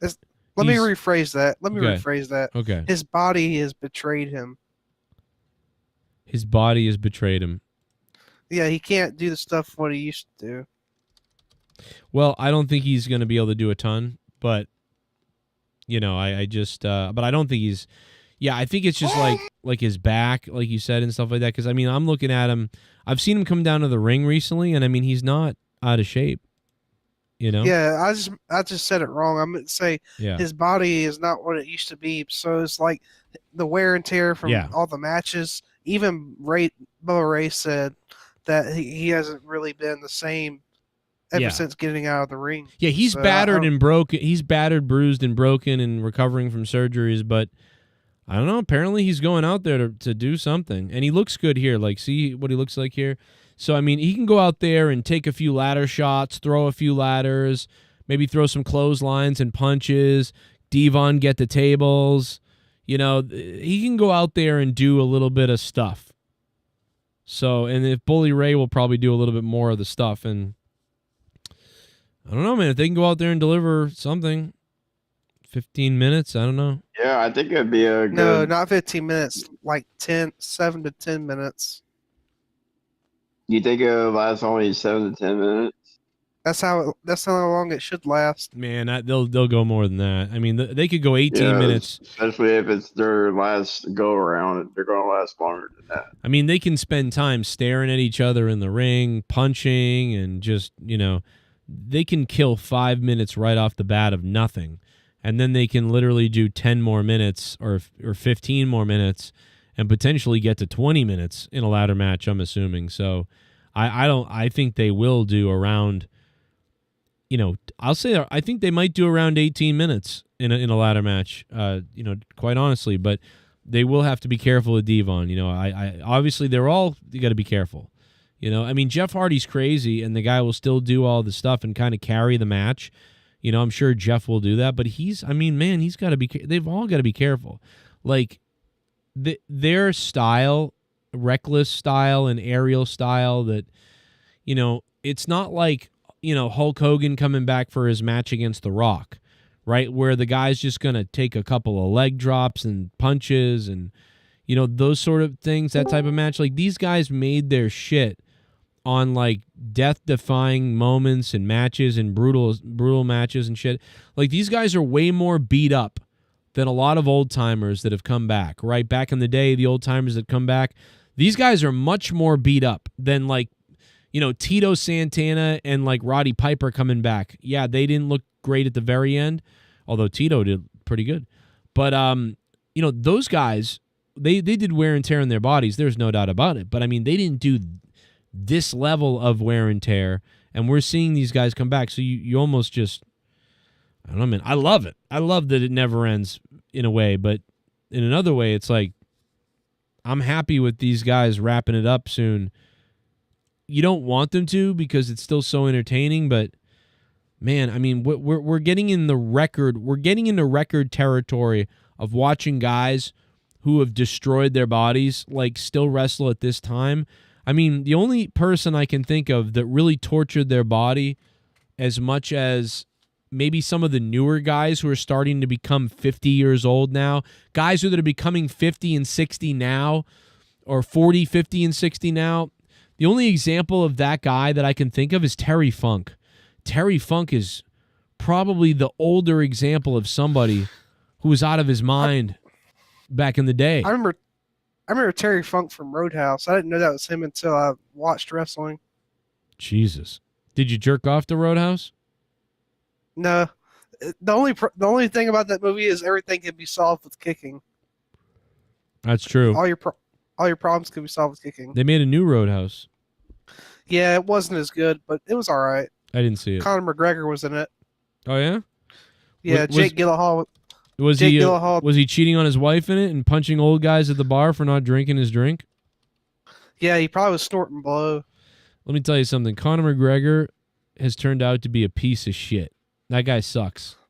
Yeah, and he wants to run for prime minister in Ireland. Listen, he's a fun badass, whatever, but he's not really because he cheats on his wife and he beats up old people that won't drink his drink. I like the original Roadhouse. Yeah. I like the original Roadhouse. I bet you did. I'm sure. I bet you got Patrick Swayze's dick on your wall. Well, I grew up with that movie, so I just like the original one. And you should too. You're only 4 years younger than I am.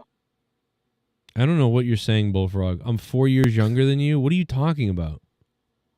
No, I said because I like the original Roadhouse from they made it in the late 80s. Yeah. No, I know. That's what I was saying. We all like the original Roadhouse, but there's a brand new one that probably sucks. Yeah, it does suck. I saw it. But my question for you is, do you have a naked picture of Patrick Swayze on your wall? No. Well, what was your favorite Patrick Swayze movie, Joe? Dirty Dancing. Let's go. Dirty Dancing? Come on. Mine's Point Break. Mine's Ghost. Gargi is here. I wonder if he watched Slammiversary. I like Ghost also with the Dean Moore. I thought that was a good movie. Y'all don't get it. Point Break with Patrick Swayze was fucking amazing.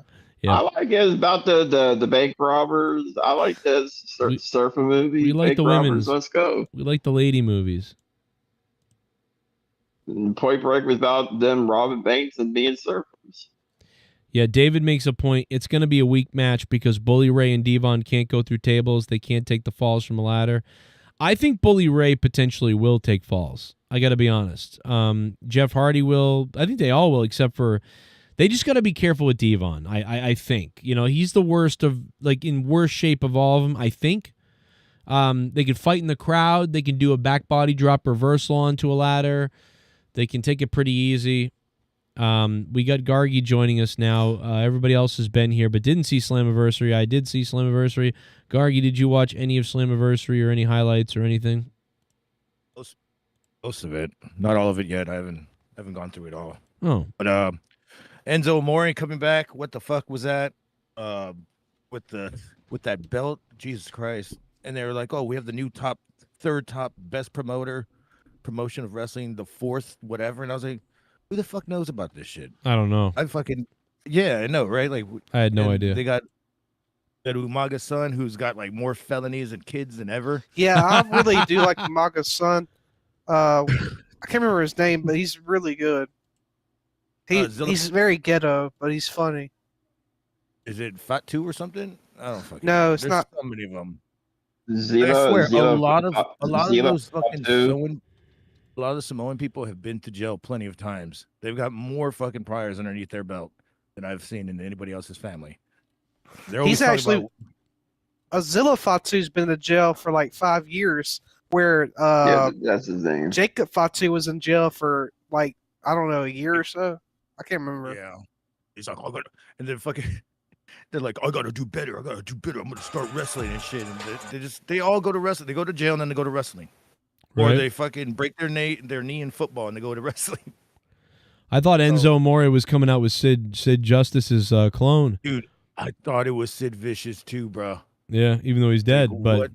And yeah. How about Santana? Dude, I don't know if anybody heard Santana's entrance music, but the guy was like rapping over the theme, and he either he couldn't hear the theme and he was trying to rap with it but couldn't hear it, so he stopped. He kept stopping, and then or he forgets the lyrics. I don't know which one it was. It was so cringe of an entrance. The entrances were I thought they were not good in the main event. Didn't the Scissor Me Daddies fucking do that too once? They're like, hold up. Yeah. And they had to redo it. Yeah, I think they did. It's the timing. Yeah, same thing. But he just kept being like, it's the fucking king of New York. It was fucking awful, that entrance. Funny, but awful. And then also, Bully Ray and, the Dudleys versus the Hardys. This was great 15 years ago. When was it? In TNA, when they did the whole triple threat. It was them, the Wolves, and the Hardys. Remember that? Right. And they were in a cage match. That was great. That was when fucking what's his name? Jeff Hardy fell off the cage and landed on his ribs on the staircase. Yeah, that was crazy. Did he get a broken rib? I don't remember that. Yeah. If he got one. Did, I think they did, and they sold it, and then I think he was okay. I don't know, something like that. But I know he was out for a while. He had to have broke or cracked a rib or something. Like that was crazy. Yeah. And I think that was probably the best one. If we're going to see them wind it back one more time, I mean, these fucking people, the Hardys can do it and the Dudleys do it. I don't know. But, I'm just saying, like, this sucks for Edge and Christian because they're not going to be a part of it, of anything. Yeah, they could be, but they can't be. Yeah. They're definitely going to be a tag team, but they're not going to be a part of TNA or WWE. It's like, kind of sad and funny because they're getting back together and everything, and then they would kind of work out with this whole thing. But and that would be the greatest fucking. I mean, Bully was like, "Oh, let's rewind it back to the greatest, like give them the best match that we can from back then." And I'm just like, "Well, the best one was TLC. You had all three of them. I mean, they're all in wrestling. If there's any way that Tony Khan could pull something out of his ass to make that happen, that'd be great. But no, I guess I think there's too many egos with like Tony Khan probably doesn't want to do it, but then also WWE is kind of telling TNA what to do. So I'm sure that, between all three of those groups, I'm sure TNA would do anything. So they're probably open to it. But WWE was probably like, nope, don't do that. And then AEW is probably like, we're not giving you our guys. Yeah. But I mean TNA, those aren't WWE guys. Yeah, but WWE has a partnership with TNA. Is it through Anthem or what is it? Yeah, they own them, so they're part of the same family.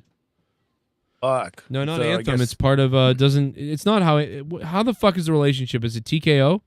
It's something like that. Yes, TKO. TKO has something to do with their station or whatever. Yeah. TNA station. Their network broadcasted by TKO. Yep. So they have a relationship, and so I mean, I think it would come down to Tony Khan. I think Tony Khan would be the one that would have to say yes. I don't know why TNA and WWE would say no to that, but they might. And Tony Khan, I think, would definitely probably say no. So, because he would be like, well, we're going to do that, I want to do that in AEW or in WWE. Yeah. So, yeah, I just don't think that's probably not going to happen. But it'd be really cool to think about, but not going to happen. I know. And it fucking could have happened so many times, but nobody taking that pin. Yeah, the TNA guys are taking that pin. They fucking take every other pin. What are you talking about?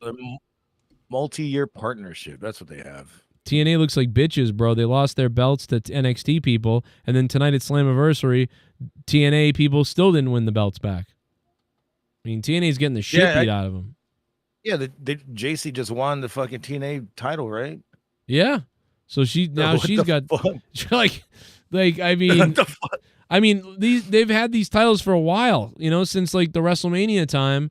And I would have thought the payoff is, hey, we win your titles around WrestleMania time. A lot of publicity on that.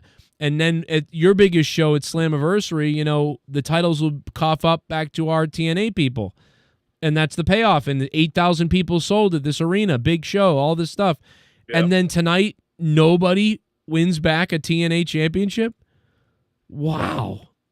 Like, I really can't believe that. There must be some long-term planning that I'm just not seeing, which, okay, but I'm not seeing it. For glory. The long-term planning is basically WWE gets all the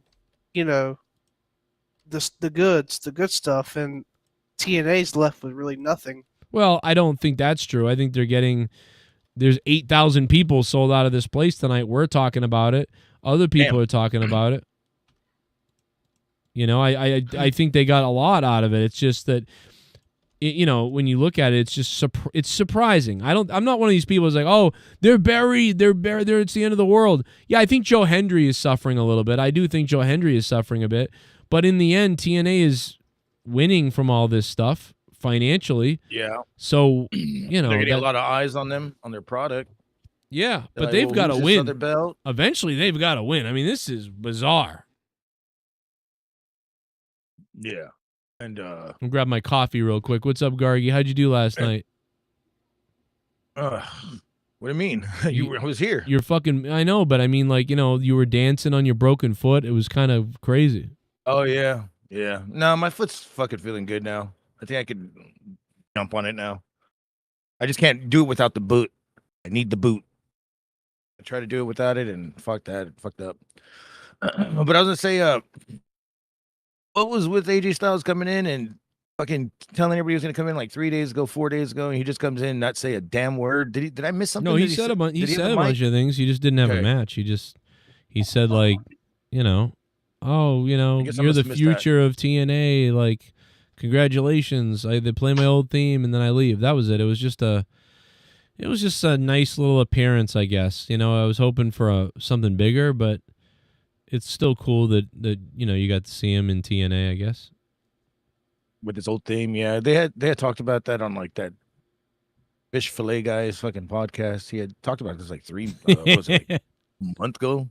What? Yeah, I think they were trying to lay it down that like he's definitely gonna be here, everybody, They obviously like soft advertised him, which is fine. because that got me interested. Yeah. Like, okay, I want to see that. I want to soft advertise you, Joe. Jesus. Whoa. And then I Oh, want to that's all right. sodomize Garguts' grundle hole. Wow.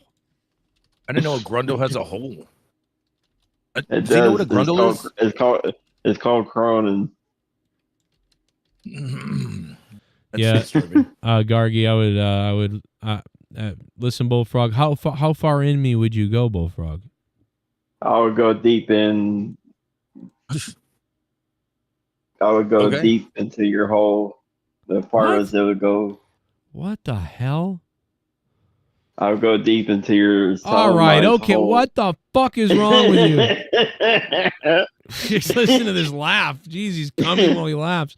Let me ask you this, Bullfrog. Of all the TNA wrestlers, who's the sexiest in TNA, in your opinion? While I grab my coffee, I'm listening. Kazarian. Wow. Frankie Kazarian? I think Frankie Kazarian is pretty hot. I could have sworn you were gonna say a girl, but yeah, why the fuck would you? Why wouldn't you? I mean, why would you? Right? So you don't think any girls are hot? Yeah. Yeah. Okay, which one? Velvet Sky. That's it, Velvet Sky. And then I don't even to be honest, I don't even know who's on TNA the chicks anymore. I don't really watch. I don't really, and then I'm getting mixed up with fucking NXT girls. I don't even fucking know. Yeah, I don't watch TNA like that. The only thing I do, I barely glance at NXT product. I watch the main roster for SmackDown and Raw, and then I watch AEW Dynamite. I don't do Collision anymore because they started taping it. They did when did they start? They'll be live next weekend. Oh, probably because they'll probably tape it for certain reasons, like maybe there's like a baseball game or something going on. Yeah, they'll be live this coming weekend. But when I would go to Dynamite and shit, they would always tape fucking what was Friday night Rampage. So yeah, Friday night Rampage, an hour. I'd see that. I thought it was like 2 hours. They canceled it. They canceled that show because they couldn't compete with Friday Night SmackDown. I thought they it came on after. It came on after SmackDown. Yeah, but they would be going up against SmackDown every now and then too. Also, but I could have sworn it was because Collision was doing better, and then there was everything was on Rampage. Used to be dark. It was. I don't even know if they're still doing the. I don't even know if they're still doing the dark shows anymore. Still, no, they're not doing dark. It used to be fucking Rampage. They went from doing dark shows to just doing Rampage, and then Rampage got canceled. So the dark matches happen probably like the hour before. I don't know because I always get there fucking late when I go to a wrestling event. So there's usually like 2 warm-up matches maybe, or something I'm missing. Most of the time. Shit, I remember seeing the Hardy Boys in a warm-up match or like a house show. And that was like in 97. I forgot who they fucking went up against. They lost that one. I remember seeing the King of the Ring here at Columbus back in 2002, I believe, when Triple H fought the Undertaker. Oh yeah. I went to that. I went to that show live. I was on the second row balcony. Did you say you went to that show alive? Well, I hope so. You weren't dead. No, I said I went to the show live when it happened. Oh, okay. And then I was on the second. I was on the second row balcony. Did you just want to jump off and like? No, I was probably like maybe 10 feet away from the ring. I had a decent seat. Oh, okay. 10 feet away from the ring. That's a small ass fucking. I don't remember it being that small. No, it was at the nationwide when they came. What is that? A basketball center? A basketball fucking? No, it's Columbus Blue Jackets. Columbus Blue Jackets. The arena. What is a It's Blue their Jacket? It's our hockey team. Oh, okay. So it's I thought it our was like hockey college. team. No, It's our hockey team. Okay, that's pretty badass. I mean, whatever. And that's where they had the pay-per-view at. So, none of y'all watched fucking Slammiversary then? Because I only watched a little bit here and there. No, because Joe didn't send me a fucking site for it, so I couldn't watch it. I tried to watch it earlier. It blocked me out. What was I tried to watch it it was on that watchwrestling.com website, and then it blocked me out like 3 times. What would you have bought this on? Like you had to buy it like online or something? I don't know. They do an app, but I think it's like $50 to watch it live. A fight app? No, they have it on TNA Plus app. Oh, I have no idea. I didn't even know about that. TNA. Yeah, because I have it downloaded. And okay, I'm watching more highlights. Going through the highlights because what was with Trick Williams calling TNA Trickene? That's the stupidest thing I've ever heard. That's his gimmick. What he does there, that's his gimmick. Trickene. How was so I guess Matt Cardona was in the match too. I fucking need to watch this one. Shit, it's weird. I forgot that he was in there. I heard that I just saw that I thought they fucking fired him or something. I guess not. They're just saying that. No, he was there. I told you he was there on this past Saturday. He had a run-in with John Moxley's crew. Remember I told you about that? TNA? I mean, Matt Cardona. No, and AEW? Yeah, and AEW, he had that run-in with his crew.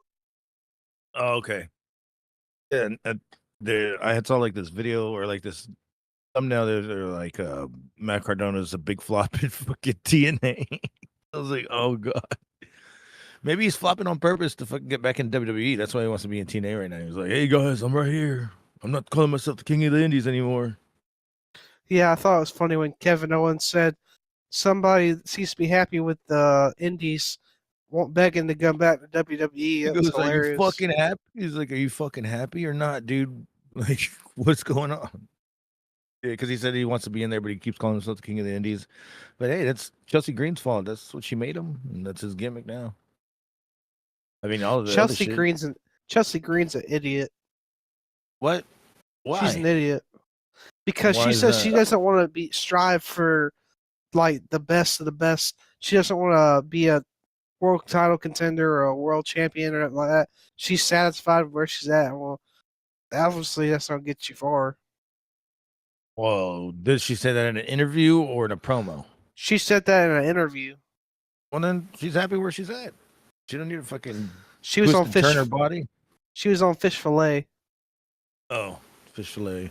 I mean, if she's happy where she's at, she's happy with it. I mean, look at fucking Styles. He's doing the same thing. He's like, whatever. I've done it all. And he's not pushing for shit. It'd be great for him to fucking have another run, but motherfucker's just coasting. Still getting money, not fucking breaking his back. What was his last match, anyways? Fucking Logan Paul? I don't even remember. What are you talking about? Styles. No. I think he wrestled. I think it was Logan Paul. But I think he wrestled somebody after that. But it wasn't on a pay-per-view. Yeah, it was against Logan Paul. That's WrestleMania. He wrestled somebody after that, I believe. I can't remember who. Chat doesn't know. Does chat know? Probably not. I think it was Dominic Mysterio. Oh yeah, I think he wants. No, that's who he's about to face now. Yes, but I think he wrestled him. Now. I think he wrestled him on Raw. He wrestled him on Raw. And this is what built up to the feud with AJ Styles and Dominic Mysterio was that match. I don't know. Just want him to do something. But like I said, it probably won't happen. Dominic Mysterio will probably win. Okay, so apparently, of course he'll win. So apparently, this guy's ranking is all messed up. He's ranking AEW #1, then he's ranking TNA 2, and then he's ranking WWE 3. So apparently, he doesn't like WWE. Well, I mean, what about the other promotion, fourth promotion with Enzo Amore? Yeah. When did they start that shit? They must have started that. They must have started that recently. What is it called? Fourth promotion? Yeah, fourth rope, I believe. Fourth row? No, fourth rope. Oh, fourth rope. Yeah, fourth rope. And then when is Vince McMahon's company supposed to be coming out here soon? That 14th, and 14 and 9. Yeah, when's that shit supposed to be coming out? Is like next year or some shit? I have no fucking clue. Because Like, Joe what's was he talking gonna about even it. do with that? I don't know because Joe was talking about it like a couple weeks back about Vince. He was asking Gronk about it when this new wrestling company is going to be. Hey, Somebody in the chat that was Zillafat too. Yeah, that's one of Umaga's son. Yeah, only son. I think Or it's his yes. only son. Yes, that's what I was trying to say. But I thought he had another one. I thought Jacob was like his oldest son. I thought Jacob Fatu was his son, or maybe That's Tonga. No, that's the kid. And there's so many goddamn Samoans. I know, right? Because I thought Jacob Fatu was related to, or no, that's Solo Sokoa. I'm thinking of. He's related to that. Rikishi. That's Jesus Christ! I thought no, somebody's related to Solo Sokoa. Is it Jimmy and Jay Uso? Jimmy and Jay Uso. No, yeah, they're cousins, but they're brothers. They're brothers. They're cousins. Brothers. No, they are brothers. Rikishi is the father of Jimmy, Jay, and Solo.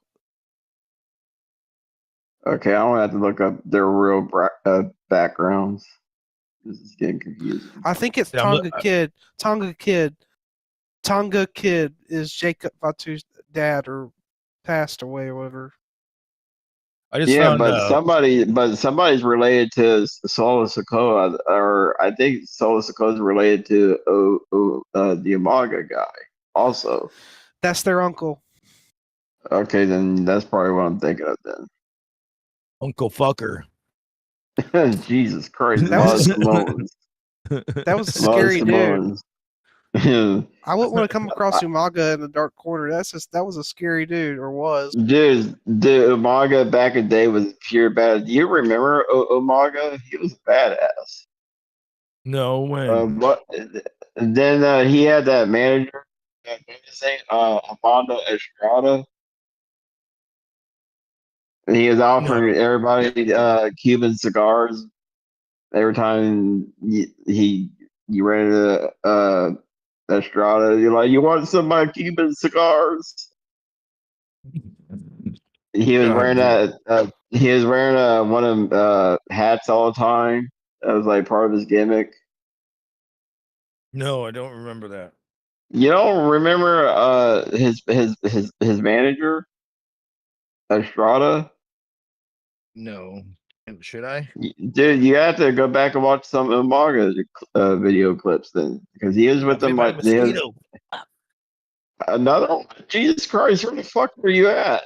It's like last night a fucking spider bit on your neck, and now a damn mosquito. It was I don't know what bit me yesterday. What did I say? I was turning into a roach? You said maybe a roach fucking bit you.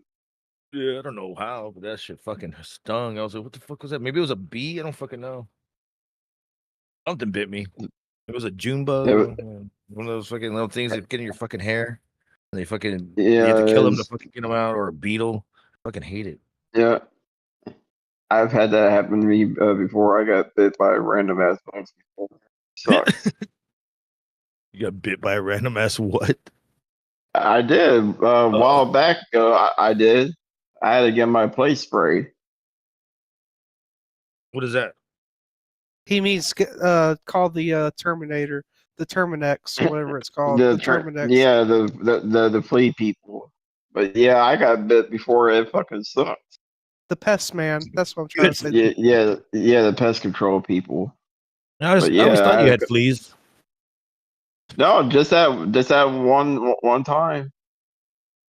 You got fleas one time. I don't know how you got fleas, bro. You don't have an animal or anything. Because I live in an old ass apartment community. That's why. So everybody has fleas there. I don't know. They probably do. That's why we have pest control people here often. Because this community is like 25 years old. I'm about ready to. I'm trying to move out next year. Damn, I'm surprised you're there this long.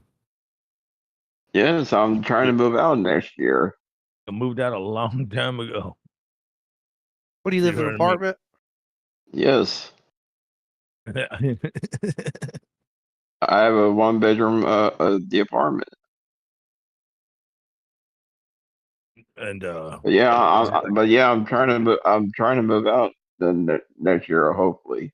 You should just buy like an RV and live in it. I'm thinking about getting a trailer. Trailers are less expensive.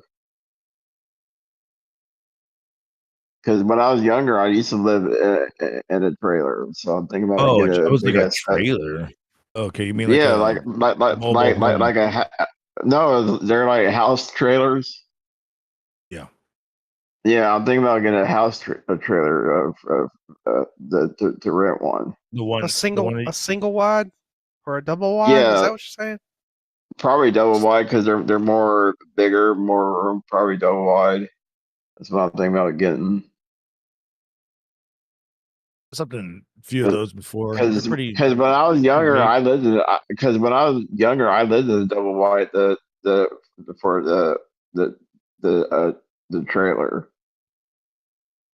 You're right there. Your dick. Take out your dick, Bullfrog. No, yeah.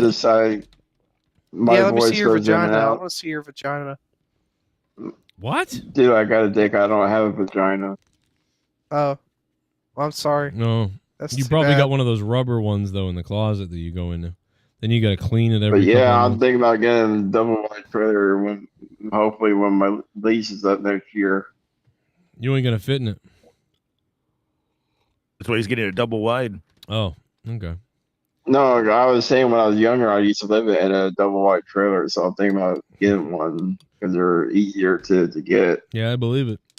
Hey, though, Bullfrog, let me ask you this: of all the companies right now, like, oh shit, we got it. Well, let me hold that thought for 1 second. Duncachino? All right. Don't mind if I do. Because Matt Cologne is super chatted. It's a whole new game. Duncachino. You want creamy goodness? I'm your friend. Say hello to my $10. None of you losers can beat this super chat. Matt Cologne, although has already been beaten tonight, donated $10 super chat. Thank you, Matt. Actually, because of that, I believe that is, that's put Matt Cologne on the top of the XP list. So shout out to Matt Cologne. He just eclipsed Daniel there, barely, with that super chat. What's up, everybody? Bullfrog, thank you, Matt, so much, man, for the $10. What I was going to say is, Bullfrog, is of all the companies right now, AEW, WWE, TNA after tonight, who's got the most momentum right now of all the companies? Probably WWE right now. Still WWE, okay. I mean, you can't argue with the numbers. I mean, they're the top fucking company. I mean, but in your opinion, like of all the companies, like you still are more interested. Yeah, WWE. Right. Yeah, I agree. WWE is still, even though the product sucks, all the product right now, promotion wise, suck. But they're the only one that's like booking this crazy amount of different places, like different venues, and the marketing is better.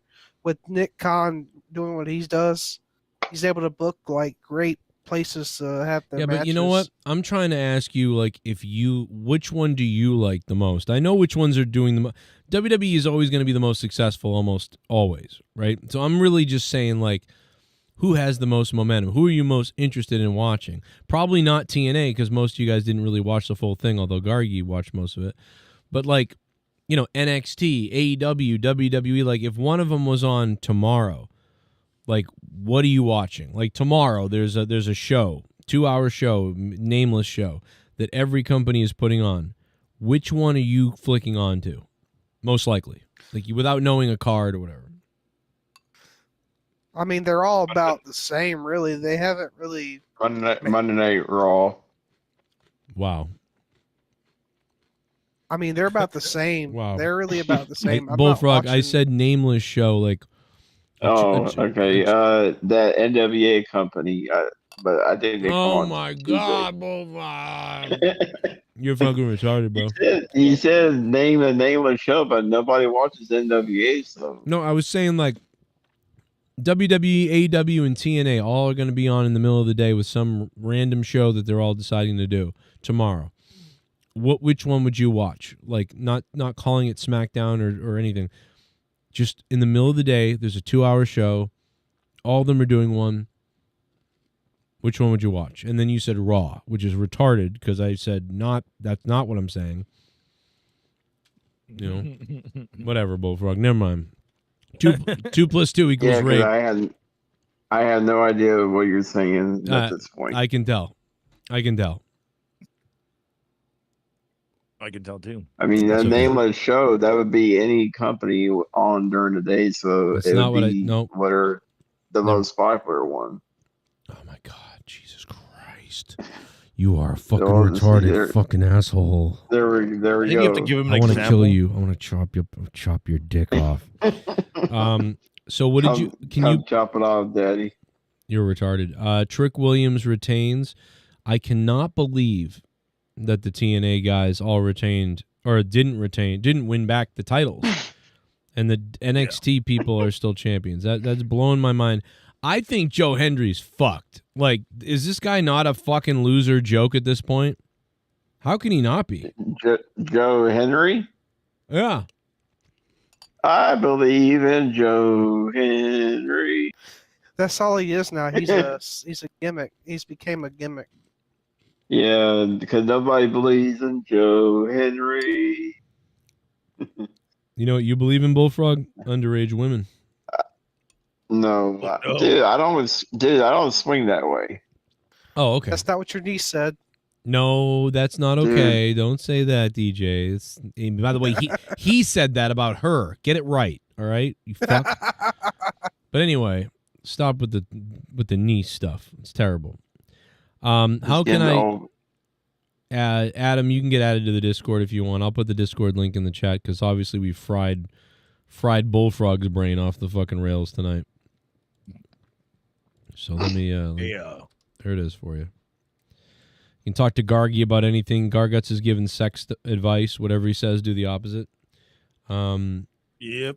Hey, real quick, what do you think about? Did you hear about Shadows Fall Day in Massachusetts? No. That's interesting. What is it? It was this past Friday. Oh, I missed it. The 18th. Yeah. Oh wow. Shadows They Fall Day. Proclaimed it as Shadows Fall Day. That's pretty narcissistic. Weird. Yeah. Like, damn. Well, I mean, you live there. I mean, well, I mean, I guess not there. How did I miss that like though? Springfield. I don't know. That is weird. Where was it? Too. I just saw it on Friday. Where was it though? Do you know? Oh, where? What's up, it's Jennifer? In Springfield. In Springfield? Oh my God, dude. Yeah. Oh well, let's just go get murdered and do some drugs. Like, Jesus. Is it that bad there? Yeah, Springfield is like gangs, like kind of weird subterranean area. Not a great place. I would say like, there's bad places like all the way from like, Brockton and, like Lynn, Mass, Lawrence, fucking not great places. Mattapan area, like. But then down southwest is Springfield next to Six Flags, and that's kind of a shithole area. Like it's shit. You got Six Flags up there too. What the yeah, fuck? in Agawam, Springfield. Jennifer Muppet Baby is here, all the way up in Canada, though, Quebec. What's up? Hey, nice to see everyone, even though, you know, can't really see you. I didn't know if I should call because I am too poor to pay for a pay-per-view, but it's one that if I had the money, I totally would have got. I'm quite interested in TNA and watch it whenever I can and stuff, but I can't believe that JC Jane won. What are they doing? I know. This is such a one-sided deal for NXT over TNA over and over and over, I find. I guess it's just them. I guess they just think if these people have the titles or something that they'll continue to roll with this momentum of WWE. But yeah, after all this time with the TNA championships, I thought that this was the show where you pay it off and the belts go back to TNA people. So yeah, I don't know. I don't get it at all. This is crazy. And next time I was really busy, or I wish I sent you the link, or we sent you the links, because I watched it on a stream, obviously, and it wasn't that bad. It was good, you know. And you know what happened now for the most part. Yeah. Well, I'm sure it was well, I have Netflix and I follow WWE obviously, and so I watch NXT, and the whole build of the Trick Williams, Joe Hendry, Santana match, the whole thing seemed to be that they were fighting for TNA. We're gonna get our belt back to our program. Like, totally set up for. I actually thought Santana might win it. Just the way things were going on NXT Weekly. Well, in his hometown tonight, the hometown thing was a huge thing for him tonight in New York. And they're like, the hometown boys here, and they were trying to make it seem like, oh my God, you know. And no, I mean, I guess going forward though, I guess what they're doing is like, you know, Santana's gonna wrestle Joe Hendry, and like they're mad at each other, they screwed up. I guess, like I don't know where they're gonna go, but I think that could be it. It just seems like they really fumbled the ball because there were a lot of eyes on this one with the AJ Styles stuff. So, you know, this was the time to give a little back to TNA, my God, and let one of their stars get the shine. And so I'm quite surprised. But again, having not actually watched the match, maybe it made sense somehow because of what went down in the match. Yeah, I mean, it was them, you know, them not working together, right? Like, kind of is what that sort of is. Like they didn't work together the right way. At the beginning, it looked like they were going to work together, make sure this guy doesn't win. But, you know, again, it was weird, surprising, and I see what they're doing, but I can't believe that this wasn't the payoff of, you know, that whole thing. So I guess it's just to keep going with the momentum. But I don't think they need belts on NXT people but I guess that helps because then the NXT people are on NXT advertising TNA titles. So it really TNA feels like they're winning big time because they're constantly getting promoted on NXT. Right. And if they don't have the belts, then it's like, well, we can advertise our people are going to be there, but you physically aren't seeing the title on our TV show. So maybe that's what it is. And you're physically not seeing the title on any TNA people. It's a double-edged sword. I mean, their whole brand's getting talked about and all this, but it's also, oh dear, your whole brand isn't good enough for the belts. It should be a good payoff at Bound for Glory or something. It should be a good payoff, or maybe on an NXT pay-per-view. What's the next NXT? I just think the payoff. I'm going to tell you. I think the payoff is the ticket sales. I think that's what they think. Listen, there's no forget the story. The storyline payoff is out the window. They're just happy with the literal payoff, like of the money that they're making. Right. And that's why it doesn't make sense to us. Yeah. True. Yeah. And I think they will win them back on NXT TV, on WWE TV or something. They'll win it back and they'll get more eyes on them. Right now, it's just a good run that they're just going to go with these titles and get the, like Joe said, the payout. That's it. Yeah, because they don't have that much money. I am No, sure they the don't. ending was not good, David. I agree. The ending to Slammiversary Yes, was like, please what? describe what happened. So- Just quickly, like, was it a screwy thing? No, it was Yes, like very screwy. I mean, it was, but it was like, yeah, basically, what was it? The guy, Kazarian, got involved.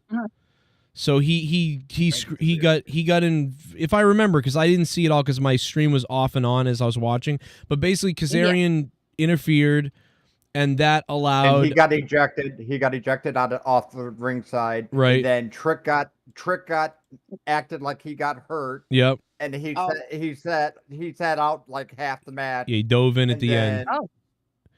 Yeah. And then Santana did his finishing move on Joe Hendry, and then Trick comes in and throws Santana out of the ring, and then pins Joe Hendry for the win.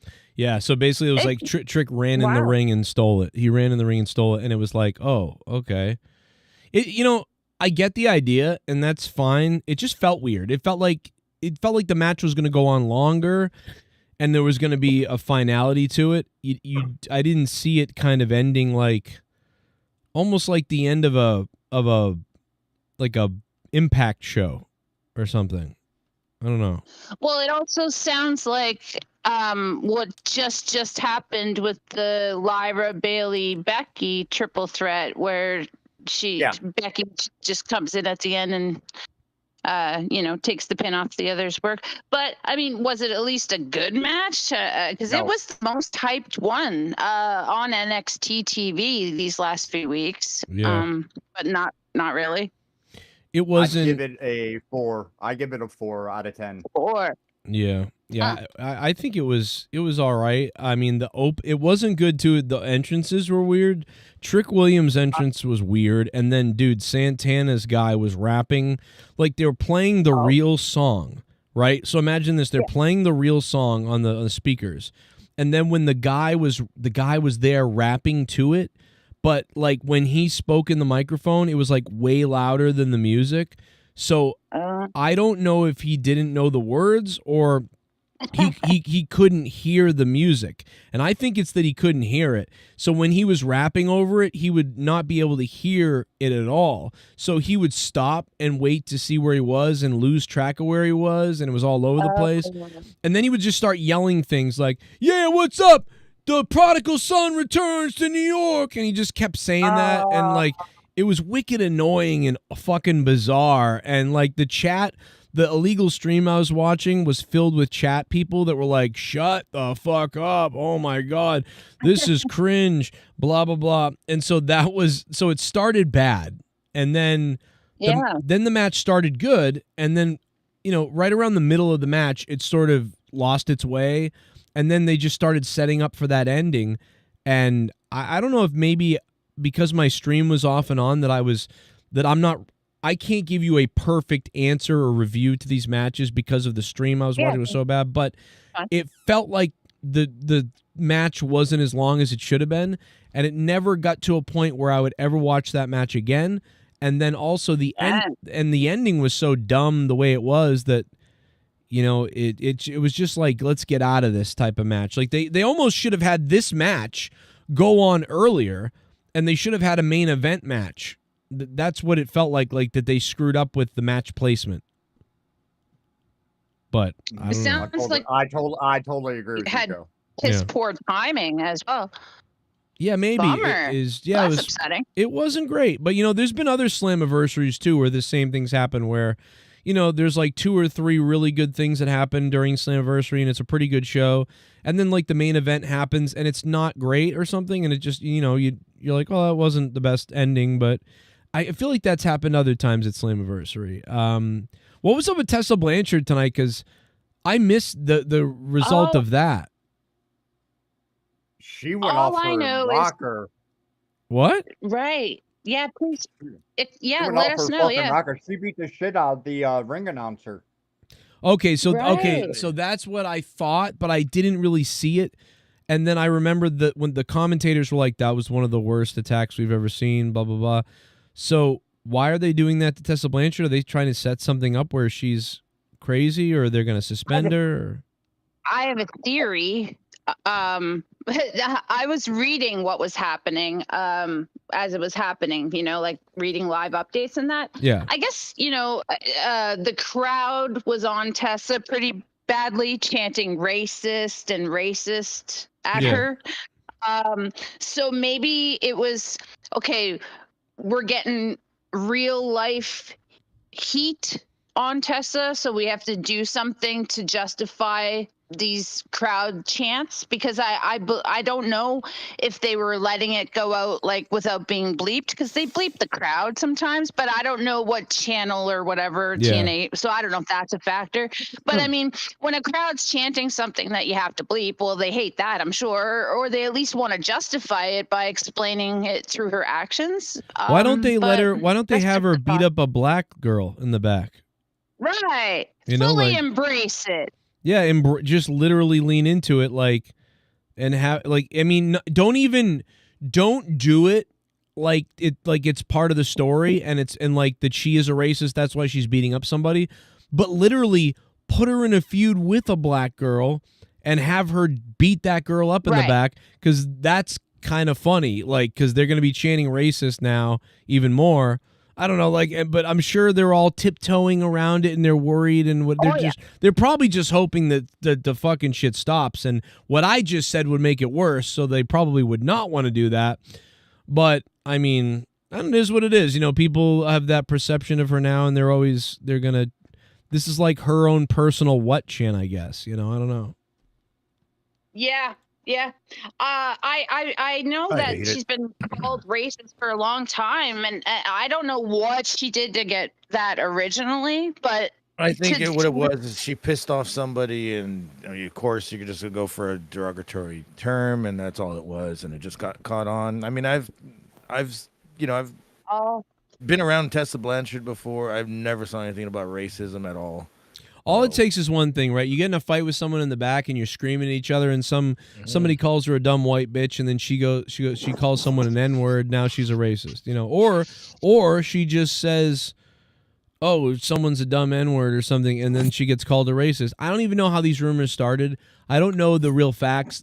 A lot of the women claim this is true, and so we don't know. I don't know. She doesn't. Just like they did with Stone Cold back in the day when they thought he was racist. Who said Stone Cold was racist? Ahmed Johnson did. No, I'm joking. Johnson did, because they said they put it on.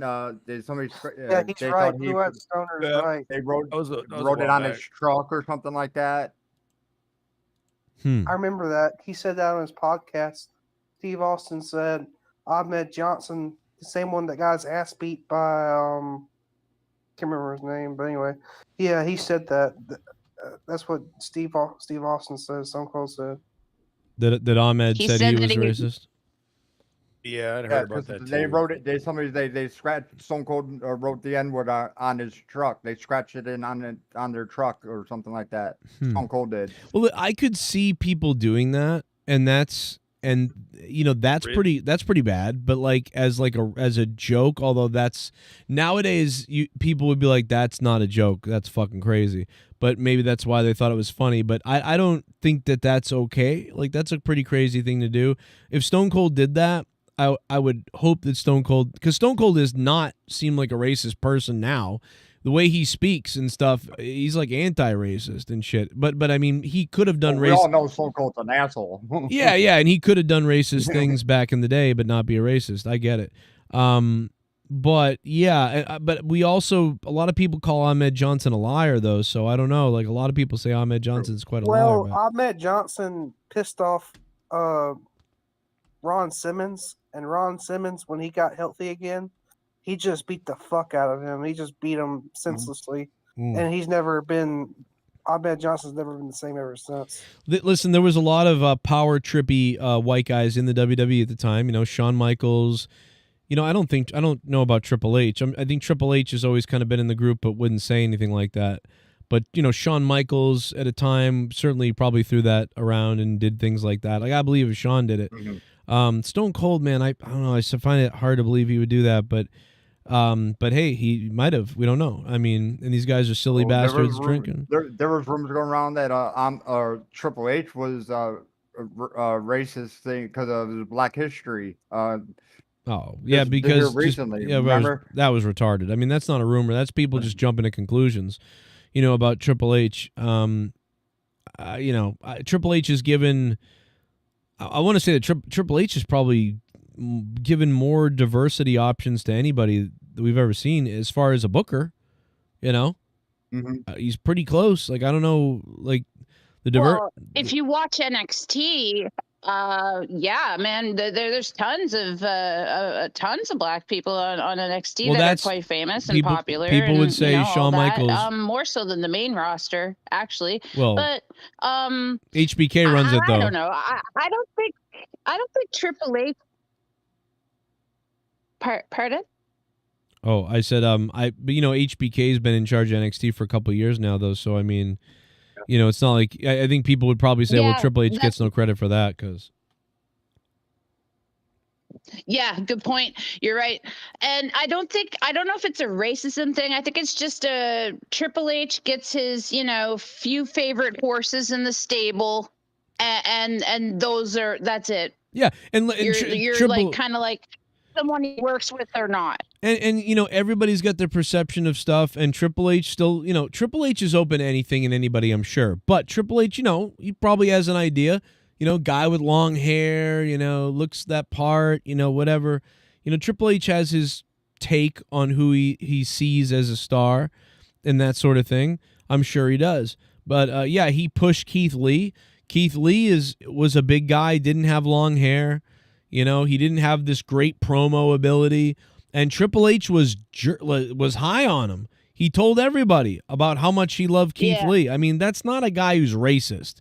You know what I mean? Triple H is partial, I'm sure, to some things, just like everybody's partial to certain things. Shawn Michaels is pushing crazy. It almost makes me wonder what type of shit Shawn Michaels did back in the day in the 90s. Maybe to other black superstars, he might have a little bit of guilt. And so now in his older age, he's like pushing a lot of people because he's trying to make up for the terrible shit he did back in the day. Yeah, maybe. I mean, seriously, maybe. Could be. I wouldn't put it past that at all. Yeah, for sure. That's interesting. Actually, yeah. Oh, yeah. Wow. Hey, you just totally expressed someone acting out their white guilt on a mega corporation level for the world to see. That's an ultimate white guilt trip right there. Yeah, because how hard is it to call, like, and it's fine. Shawn Michaels is like a different person or whatever, I guess. I don't know. But, I love Shawn Michaels. He's my favorite wrestler of all time. But I mean, if he was ever worried about stories coming out and things coming out about things like that or being canceled, I mean, I'm sure he could be. Well, I mean, you can't say shit about it now because the guy just surrounds himself with minority talent. So what are you going to say about him now? Mm-hmm. I mean, like, oh, he did this back in the day. Well, I say he needs to go to another rally with me. Yeah. Oh, I knew it. Yeah, you're part of the 13,000 people in America that are in the KKK. Like, I mean, what kind of? I don't know if that's true. It's not a big number. There's no way. There's like almost, like, first of all, we beat the Nazis. First of all, so people confuse the two, right? Nazis. But the KKK existed before the Nazis. I know, but listen, the KKK are losers, and everybody knows that. They're fucking cosplaying losers. They're people who are just lost. I mean, they're just lost people who don't know anything. And they're stupid. Like, how many members of the KKK are there in America? Let's see how much Grok thinks there are. What'd I say, 13,000? Let's see what Grok says. Yeah. There's not there can't be a lot. Okay, so according to Grok, an estimate suggests 3,000 to 6,000 members across the country. 3,000 to 6,000 members.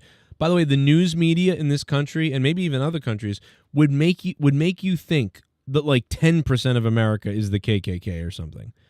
This, according to Grok, 3,000 to 6,000. I said 13,000. 3 to 6,000. There's My like mind's nobody. kind of blown. Yeah, because nobody is like Shit bomb. They're losers. It's funny seeing white people say these other white people aren't racist. You blacks are overreacting. It's funny seeing white people saying other white people aren't racist. We don't know. I don't know if they're racist. We're leaving the door open. I have no idea, but I would hope to God that Stone Cold. I'm going by what Stone Cold says on his podcast. You know what I mean, and what he says in real life and stuff like that. Like we don't know. And listen, Stone Cold Steve Austin. See, that's the thing is, I think there's I know this sounds awful. It's going to sound bad to you probably, King Mike, but I think there's people that can do racist type of things that aren't purely a racist, right? Like do you remember when Comedians. or no, just like people that are like dicks, right? Like when I was at Mardi Gras, I told this story a whole bunch of times. I was at Mardi Gras. I was lost. I couldn't find my mother. And I was looking around like this, walking through the street, panicking, kind of looking, where's my mom? And I ran into I'm telling you, 6'2", 3 black man. I bumped into him just a little bit, and I bounced off him and fell over. And he like, you know, he stumbled, and then he looked down at me. He goes, "What?" It was like, "I'm out of my fucking way, white boy." You know. Now, how old were you? I was 11. So now I was in shock because. My nature is to say, "Oh, I'm sorry," like, or whatever, but I was frozen because he looked angry, and then he called me white boy, and no one ever called me white boy before in my whole life, which is crazy. But I don't think that guy is racist, right? Like I just think that he was like, I ran into him and he was like, you know, fuck you, basically. You should have called him a watermelon chicken eating coon. All right, Jesus Christ. Oh, dang. Imagine that if I did that. I was like, oh yeah, well, no, I didn't even know. I don't even think I knew those words back. I didn't even know. I didn't understand the watermelon chicken stuff back then. I didn't even know what that meant. I might have known what the N-word was because I think was "Don't Be a Menace" out yet? I think I fucking learned the N-word from like Tupac and "Don't Be a Menace." Otherwise, I'd never heard. I'm serious. I don't think. Roots. I'm trying to think of the first time I heard the N-word was it in Roots? Yeah. I know it was in. I know it was in the Jeffersons. It was I had heard it, but I didn't understand it. So even at about 11, I don't think I really fully understand it. I think like maybe Roots, maybe like a couple of times in a movie like The Shining. In The Shining was a movie where I first was starting to get it because the butler says the N-word cook. And I was like, right, what? And eventually I figured that out, but it was a while. But anyway, so the guy, you know, bounced into me, "Out of my way, white kid," or, you know, he didn't say cracker or something like that. I don't know, but honky boy. But like, you know, I was like, what? Like but I don't think the guy like, and then my, the girl's dad that I dated or whatever. And then the dad was pissed off because why are you dating a white boy? You bring a fucking white boy into my house. That's what he said. I'm like, why is it always white boy? He was like, you bring a white kid in here, like, and you're dating a white kid or whatever. I didn't even think, it's weird, dude. I didn't think he was racist. And people like, what are you talking about? Of course he was. And I'm like, well, you know, I just think he was in shock that his daughter was dating somebody. Like, he grew up around, you know what I'm saying? Like, I just think he was in shock. He wasn't like, you know, you deserve to die, like, or something like that. He was just like, what the fuck? And then eventually he talked to me, and then it was all right.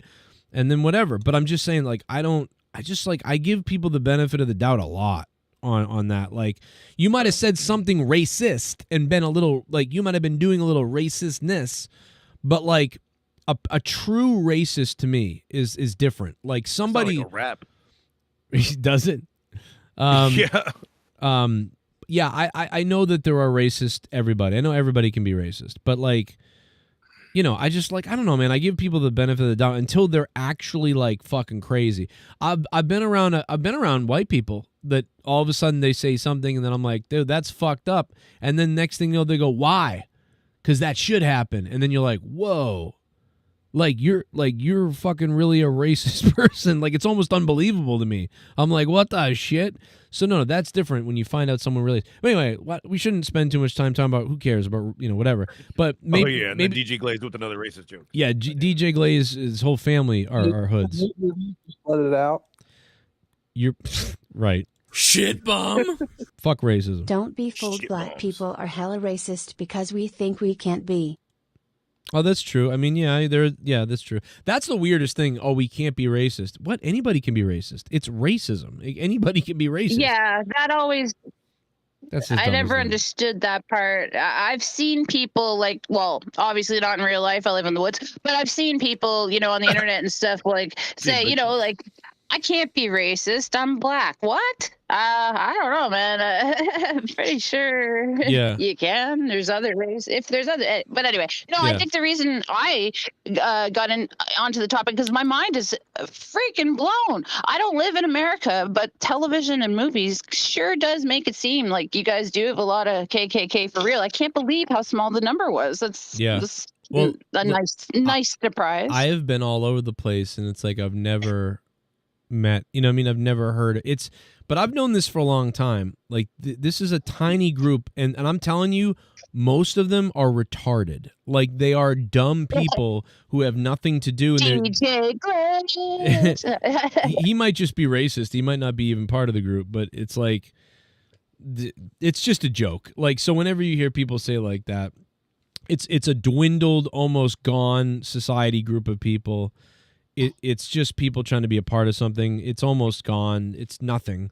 And those numbers definitely reflect it. Now, there's a lot of people that are still racist, much more than 3,000 to 6,000, obviously. But, people actually in the KKK saying they're in the KKK and they have the hoods and everything, it's like it said, 3,000 to 6,000 people, maybe 10,000 at the most. It's nobody, but it's enough to be. It's just losers. That's all it is. And certainly less than ever now, because more people are together now than ever. I mean, Twitter might have you believing we're all at fucking war with each other, but most people are good and just want to get along. So dumb. Well, if we had any sense, we'd realize that, it's us common pores. Poor, not if we're not friggin' filthy wealthy, then we all have more in common with each other, man. Yeah. Than us and the crazy weirdo rich. Yeah, it's gonna get weird. There's a huge turn coming. I don't know. I've been watching so many things. I've been trying to get a grasp on everything. You could really absorb a lot of things, like the turning of the century, or the fourth turning we're in, or what's changing, or basically we're going through this new period with AI. It's not to be conspiratorial or to get into conspiracy type of stuff. It's not a conspiracy. We're really about to evolve into a different type of plane of existence. I know. It's really about to change big time. And it's because of the AI stuff. We're just at the very beginning of it, and it's going to change. I don't know what's going to happen. I mean, people who are, people like you in rural areas, you're still going to be able to get, I guess, the nature part of it. When's the last time some of these kids have gone out and seen a tree? It's not a lot. No one's leaving houses. No one's going out to certain places. I mean, I don't know. We're going to be really different in the next 10 years. And that's not necessarily, I'm saying that it's a bad thing, but what was it when there was somebody, I was watching a great video on this. It was 2 hours long. And they were talking about how the invention of some invention back in the 1800s, and it resulted in just millions of dead people, because the invention changed everything and people got poor because of it, and it changed everything. There was a whole bunch of examples of that throughout history, where an invention comes along and it's amazing and we all love it and it's a huge changer, but millions of people end up dying because of the invention. Crazy enough. And AI feels like that's another one of those times where it's going to make things wild and crazy and cool, but it's also going to make things completely different, and also probably going to hurt a lot of people before we, end out, rising to the cream rising to the top into the next, 30 years of whatever happens. I don't know. It's crazy. I think AI is one of the worst threats to all of us. Honestly, I've been preaching this for a while. You know that movie Wall-E? Yeah. That Pixar movie? Yeah. I've been saying for years that's pretty close to our future. We're going to be fat blobs, stuck on floating chairs. Our bones are going to melt, You know why that's not going to happen? I'll tell you why that's not going to happen, because they're going to fucking invent chairs that you literally sit down in a chair, and you put the fucking goggles on and you just play, and the chair is going to move you. You're going to move. That's Wall-E. They don't even walk. Right. Yeah, but I mean, you'll get it, but you'll get exercise. They hang on. They've already made a movie called Sarah Gates with Bruce Willis with that. Remember that movie? I do remember that Which movie, one? but that came out. Didn't that come out after Wall-E though? No, I think it came out before. You got it. You got it. You're right. Oh my god. Got it. That was malfunction. Error. Error. Yeah, error. Okay, it came out in 2009, so that's wrong. So Wall-E came out. Wall-E came out the year before that, June 27th, the day before my birthday, 2008. It was my kids' favorite movie when they were all kids, like especially Finn and Gavin even. They loved Wall-E. Oh, it's a great one. Love Wall-E. Loved that movie. I really love it. Like it's. They say that they eat their fucking own kind in that movie, right? Like, there's no way that they can cook, or what do you call it? They don't make their shit, and people are dying, and that's what they're slurping. Yeah, they're eating the human remains. I wrote a sci-fi story. I wrote a sci-fi story where basically, like, in the future, there's so much devastation and issues that the humans, what we do is we feed our criminals to not to humans, because I mean that's like the movie Soylent Green, but we feed our criminals to the animals, because the animals are having such trouble finding food and stuff like that, and the earth is all jacked up, so they feed the humans to the animals to keep the ecosystem going. But that's just a small little part of it. But Northern DC says no regulations on AI for the next 10 years, thanks to the big beautiful bill from Trump. The reason why that's a good thing, even though it might not be, is because there's two different things, right? Like, okay, everybody has nukes, so we have to have nukes too, because if we didn't, we're dead. But nukes are terrible. It'd be really good if nobody had nukes. Well, it's the same thing with AI. AI is going to be like, man, we probably shouldn't have this, and it's probably going to, hurt our society in some way. But everybody's doing it. Everybody wants it. And China is so close to us on winning that race. It's unbelievable. And if we put regulations on it over the next 10 years, or had started to put regulations on it now when we don't fully understand what we're doing, we would lose that race. So instead, Trump's like, nope, gloves off, do whatever you want. Good luck, everybody, because it's that important that we try to win the AI race, or at least keep up, because it'd be really dangerous if we didn't. And we're talking about everything from war, weaponry, brain, thought, control, everything. And I mean, it's wild. So China and America are racing for that right now. I don't know who's like in third place. I don't know if it's like Korea or somebody else. It's the Germans. Is it the Germans? That makes sense. Could be. I don't know. I feel like the Germans are more hardware. I feel like they're more like they're engineering. The Germans will utilize AI for like engineering potentially. I already know what the next evolution is going to be. It's going to be the human cloning, because that's just going to be the next phase. People are going to get cloned. Well, so in China, do you know what they're doing in China? This is real. In China, they're growing. So they've learned how to. This is fucking crazy. They've learned how to grow brain cells and brains in China. This is not crazy. You can go look it up. They're growing brains in China. They're like almost like, what would you call it?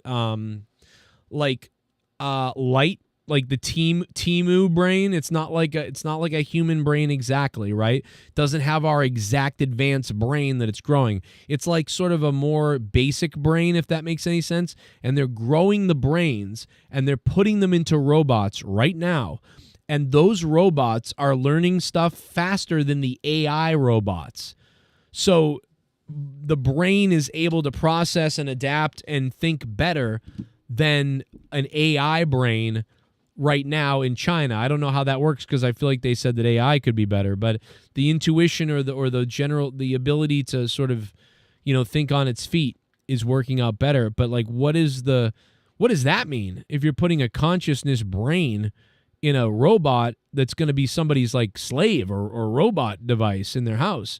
And I can almost see them putting these brains into robots, and then you're buying a robot under the idea you're buying AI robot, but it's not just an AI robot. Inside of it is kind of like a brain. Like, I mean, that stuff is further away, but that's creepy, and they're doing it, and it's cool. That's the thing, is it's really cool, but it's also kind of creepy. And what kind of what are the moral obligations of our species and our society? This almost falls into the Star Trek episode where Data, where like they're like, is he real? Is he, is he independent? Can he, whatever. But this is a living brain cells in a robot that could be used to be your butler. Is that okay?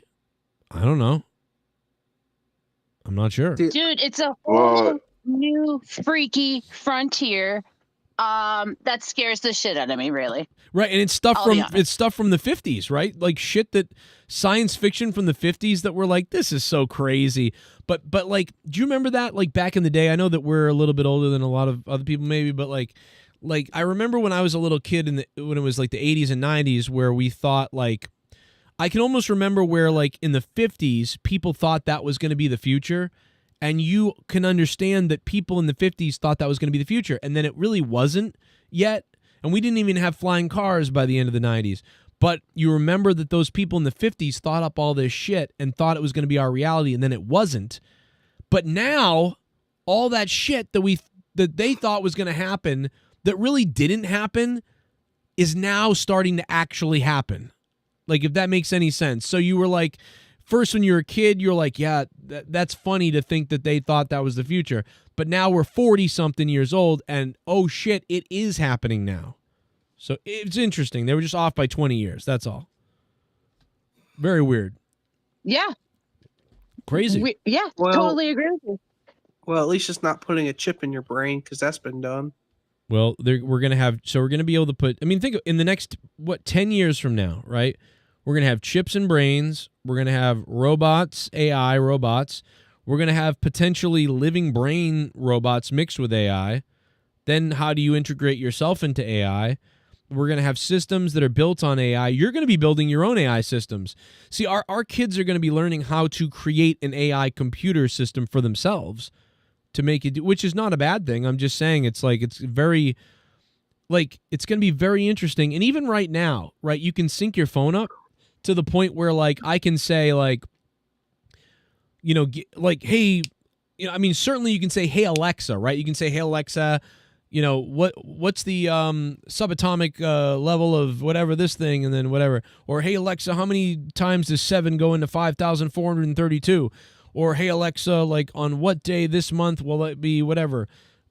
But now you can really get into it with AI. You can be like, Alexa, theoretically, if I did this and I did that and I put these two things together, what would happen? And like, then the AI is going to manufacture it. Or you can say like, Alexa, I'm trying to figure out an app where people do this, that, and the other thing. Theoretically, could that work? And then Alexa could be like, yes, like it could work, and this is how. Okay, well, can you go ahead and write me code for that app right now? I'm going to be writing it under like Cherry Pie or whatever the fuck it's called. And then just bam, it spits it out. And it's just like, what?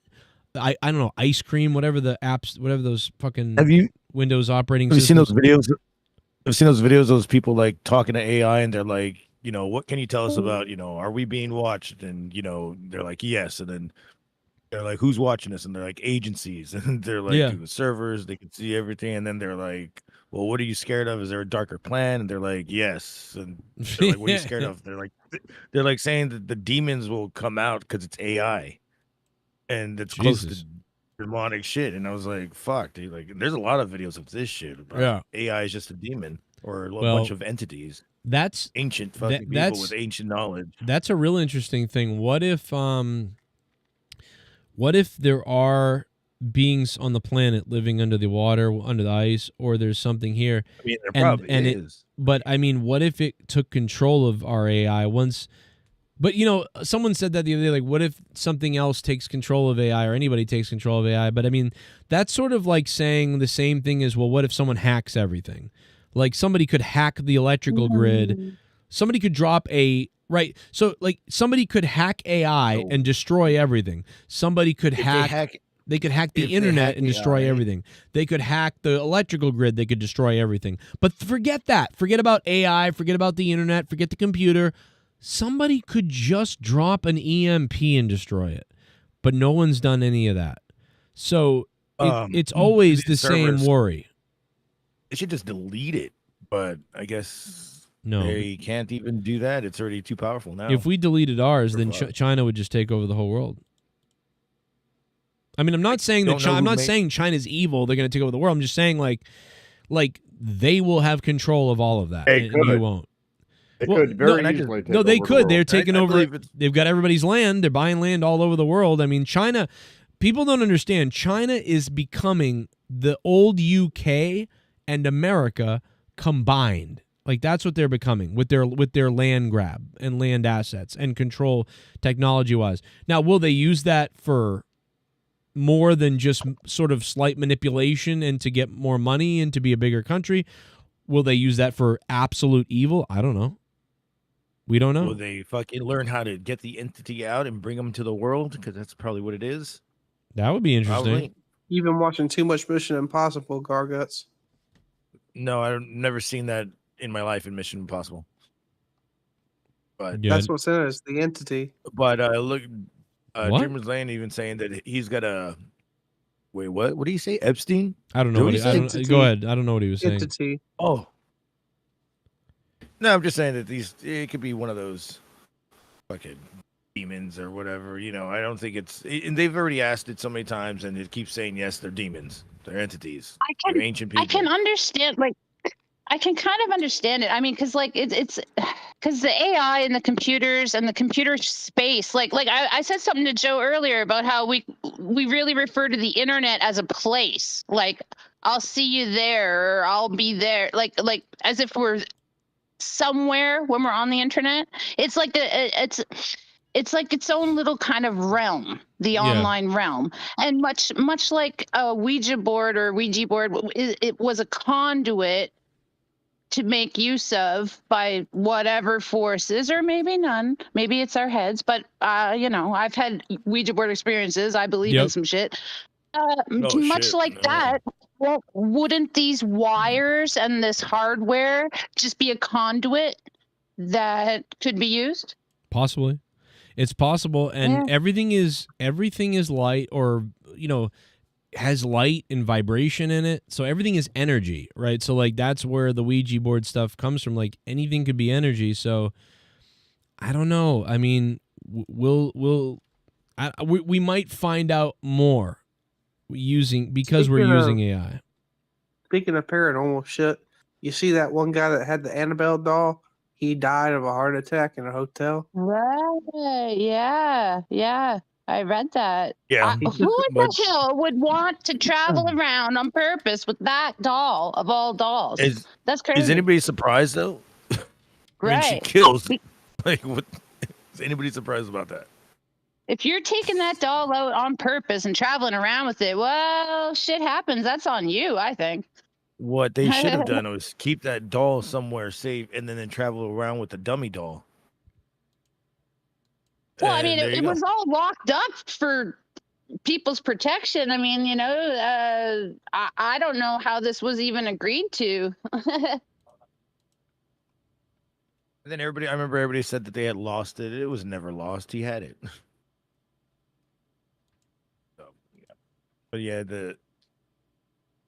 that Raggedy Ann doll, they should have just had another Raggedy Ann doll. You'd have been funny if he power bombed that doll into the ground and then he died the next day. Oh, I'm tired of this shit. Jesus. All right, boys. Gargi, you gonna keep going tonight, or what's up? Yeah, I'm gonna talk about a few stuff. Like that guy from that Pentagram guy, that fucking What? They got canceled. That Pentagram guy, that old band, that old death metal band or like Oh. doom metal band. Like He got canceled? Death, like that Yeah, band? he got canceled. Pentagram. Pentagram. I don't know, it was a GIF where it was like an old guy with his fucking hair all wild and his eyeballs, and it was like a meme forever. Yeah, Like, yeah, the very old guy. Yeah. Yeah, no, I know the band you mean. Because they're now all really old and it's funny and they're playing death metal. yeah. Yeah. Was it, I forget the name of the band though. It's not. I don't think it's Pentagram. Pentagram. Is it Pentagram? It's not. Yeah. Oh. Yeah, I'm looking right at it. Anyways, he got canceled for old allegations popping up. Oh God! Of course. I mean, look at the band he's in. Bro. Yeah. They were supposed to tour, and they canceled the whole tour. I was like, Really? damn, he got his fucking 15 minutes of fame. Yep. That sucks because they were blowing up because of all the memes and shit. Wow, you finally get that going, and then you got to cancel. Why'd they cancel? Because the venues are canceling. The promoter. That's retarded. The promoter canceled him after the allegations popped up. What are the allegations though? I can read it right here. There's a lot. It said that he was arrested earlier that year and charged with one count of abuse and neglect of vulnerable adult custodian. So, wait, what did he do? Rape or just touched her? Or said abuse, neglect, vulnerable adult custodian. Oh my God, this sounds so weak. Vulnerable adult custodian. That's yeah. Check this out. I've already lost interest. He would have had to beat like a child or something. This is coming from Japan. Look at this. This is wild. Japan's plastic disappears like magic in salt water. Did you know this? Japanese scientists cooked up a plastic that's tough, bendy, and totally ocean friendly. Oh. Drop it in salt water and it dissolves in 2 to 3 hours like it was never there. It's made from two tiny molecules that lock together like puzzle pieces, but still know when to piece out. Finally, a plastic that doesn't ghost the planet forever. That's crazy. Yeah, really though. Yeah. Does it? So how do they serve water in it? Well, because it's fine with just water. It's fine with other things. I'm assuming that it's only sea salt that would degrade it. Okay, that's probably what it is. Okay. How they just sell it with like mineral water or something like a water. I mean, I want to know. I want to know if this plastic is going to go in your testicles like all the other plastic, or if it's worse. Right. This stuff won't be a trash island. This will be the trash that doesn't make another floating trash island. Yeah, I don't know how hard it is to produce it, but yeah, probably a lot of money just to get that shit going. Look at this shocking ring footage in Harris County, Texas, recorded an illegal Honduran migrant recapturing a Chinese sex slave who escaped being locked inside a property for days. Authorities suspect Jose Carcamo of being part of a human sex trafficking ring. He was arrested on July 14th. So a doorbell camera picked up somebody grabbing somebody and then running back to their house with them, and it was them bringing somebody escaped captivity, and that's crazy. The Chinese whore. Yeah, I mean, I don't get that part of it. Chinese sex slave. Why? What does that have to do with it? Like that's a thing that's okay or something? I don't like. Why did it say Chinese sex slave? Why didn't it just say that? Almost sounds like it's a job. Like it's a job you're supposed to have. Like a speciality. Yeah. No. Like it should say a doorbell camera captured a illegal Honduran migrant recapturing a victim that had locked in their house, but instead it says recapturing a Chinese sex slave, as if the Chinese part makes them not American. It's just very weirdly, what the hell? That's crazy. Yeah, that's weird. Weird way to word it, but okay. All right, Gargi. I'll see you over on your live. Jennifer, thanks for coming by too, and everybody else. Bullfrog left. Everybody, Blue-Eyed Stoner came in first time. Much love. Thanks for having me. I wasn't gonna pop in because I hadn't seen the show because I'm poor, but I just had a few things, and it's always very, very nice to talk to everybody. And much love to the chat. Thanks. Jennifer. Bye. You great. You could not watch anything, you'd be good. Let's go jerk off Garguts. It was great to hear from you guys tonight. Thank you for coming on and hanging out for a little bit. We had a little fun tonight with a special, Slammiversary is a kind of a big deal, and I like to, I wanted to talk about TNA a little bit tonight. We didn't do a great job of doing it, but, we did a little bit on TNA, and so that was nice. Cheers to everybody in the chat, man. Thank you all for hitting the like button.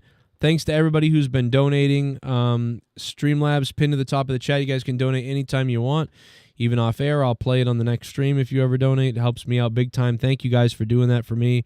And shout out to Z Payne, who the other night, man, couple hundy bombs. And Z Payne is at the top of the leaderboard for the month of July. You guys could be on the top of the leaderboard too. Leonard Kitty Kissers in 10th place. General Santos Stutters. Big Jones, Randy Viper, Grid 414, Mr. McMahon. Tony Khan is beating Mr. McMahon by a lot on this leaderboard. Also, the Creeder is in 2nd place, 250, and then Z Payne blowing everybody else out of the water. Thank you to Z Payne. Thank you guys. It means a lot, and I really appreciate the support, man. Thank you tonight, Tony Khan, Moss Blaze, for bringing it, as well as King Mike's World for the Super Chats. Matt Colon, Daniel, good to have you back. Tony Khan was here earlier. Joe Hendry, and I really appreciate it, man. Thank you guys. I'll see you tomorrow. You guys, Monday Night Raw. You can make me watch Monday Night Raw tomorrow night, and we'll see what happens. There's a serial killer on the loose in New England. Yes, we believe that's true. And yeah, we still don't know where he is. It's me. Yeah. And he's not too far away, really, to be honest, from me. So we don't really know, but we pretty much know. So thank you to everybody, man, for being here. We love you. And we'll catch you tomorrow night when you guys make me watch Raw, or if you jerky the Gargies. You can see what happens. Let's go. Let's get weird. Peace out. We love you. Hit that like button. And guys, if you want to support my channel even more, please do. Patreon.com/Joe Cronin Show. 1.5 hour review of Superman. Me and Luke Rojas. The Superman review on Patreon. Love you, Michael. What's up? Love you guys. Also, paypal.me/Joe Cronin Show directly if you want to.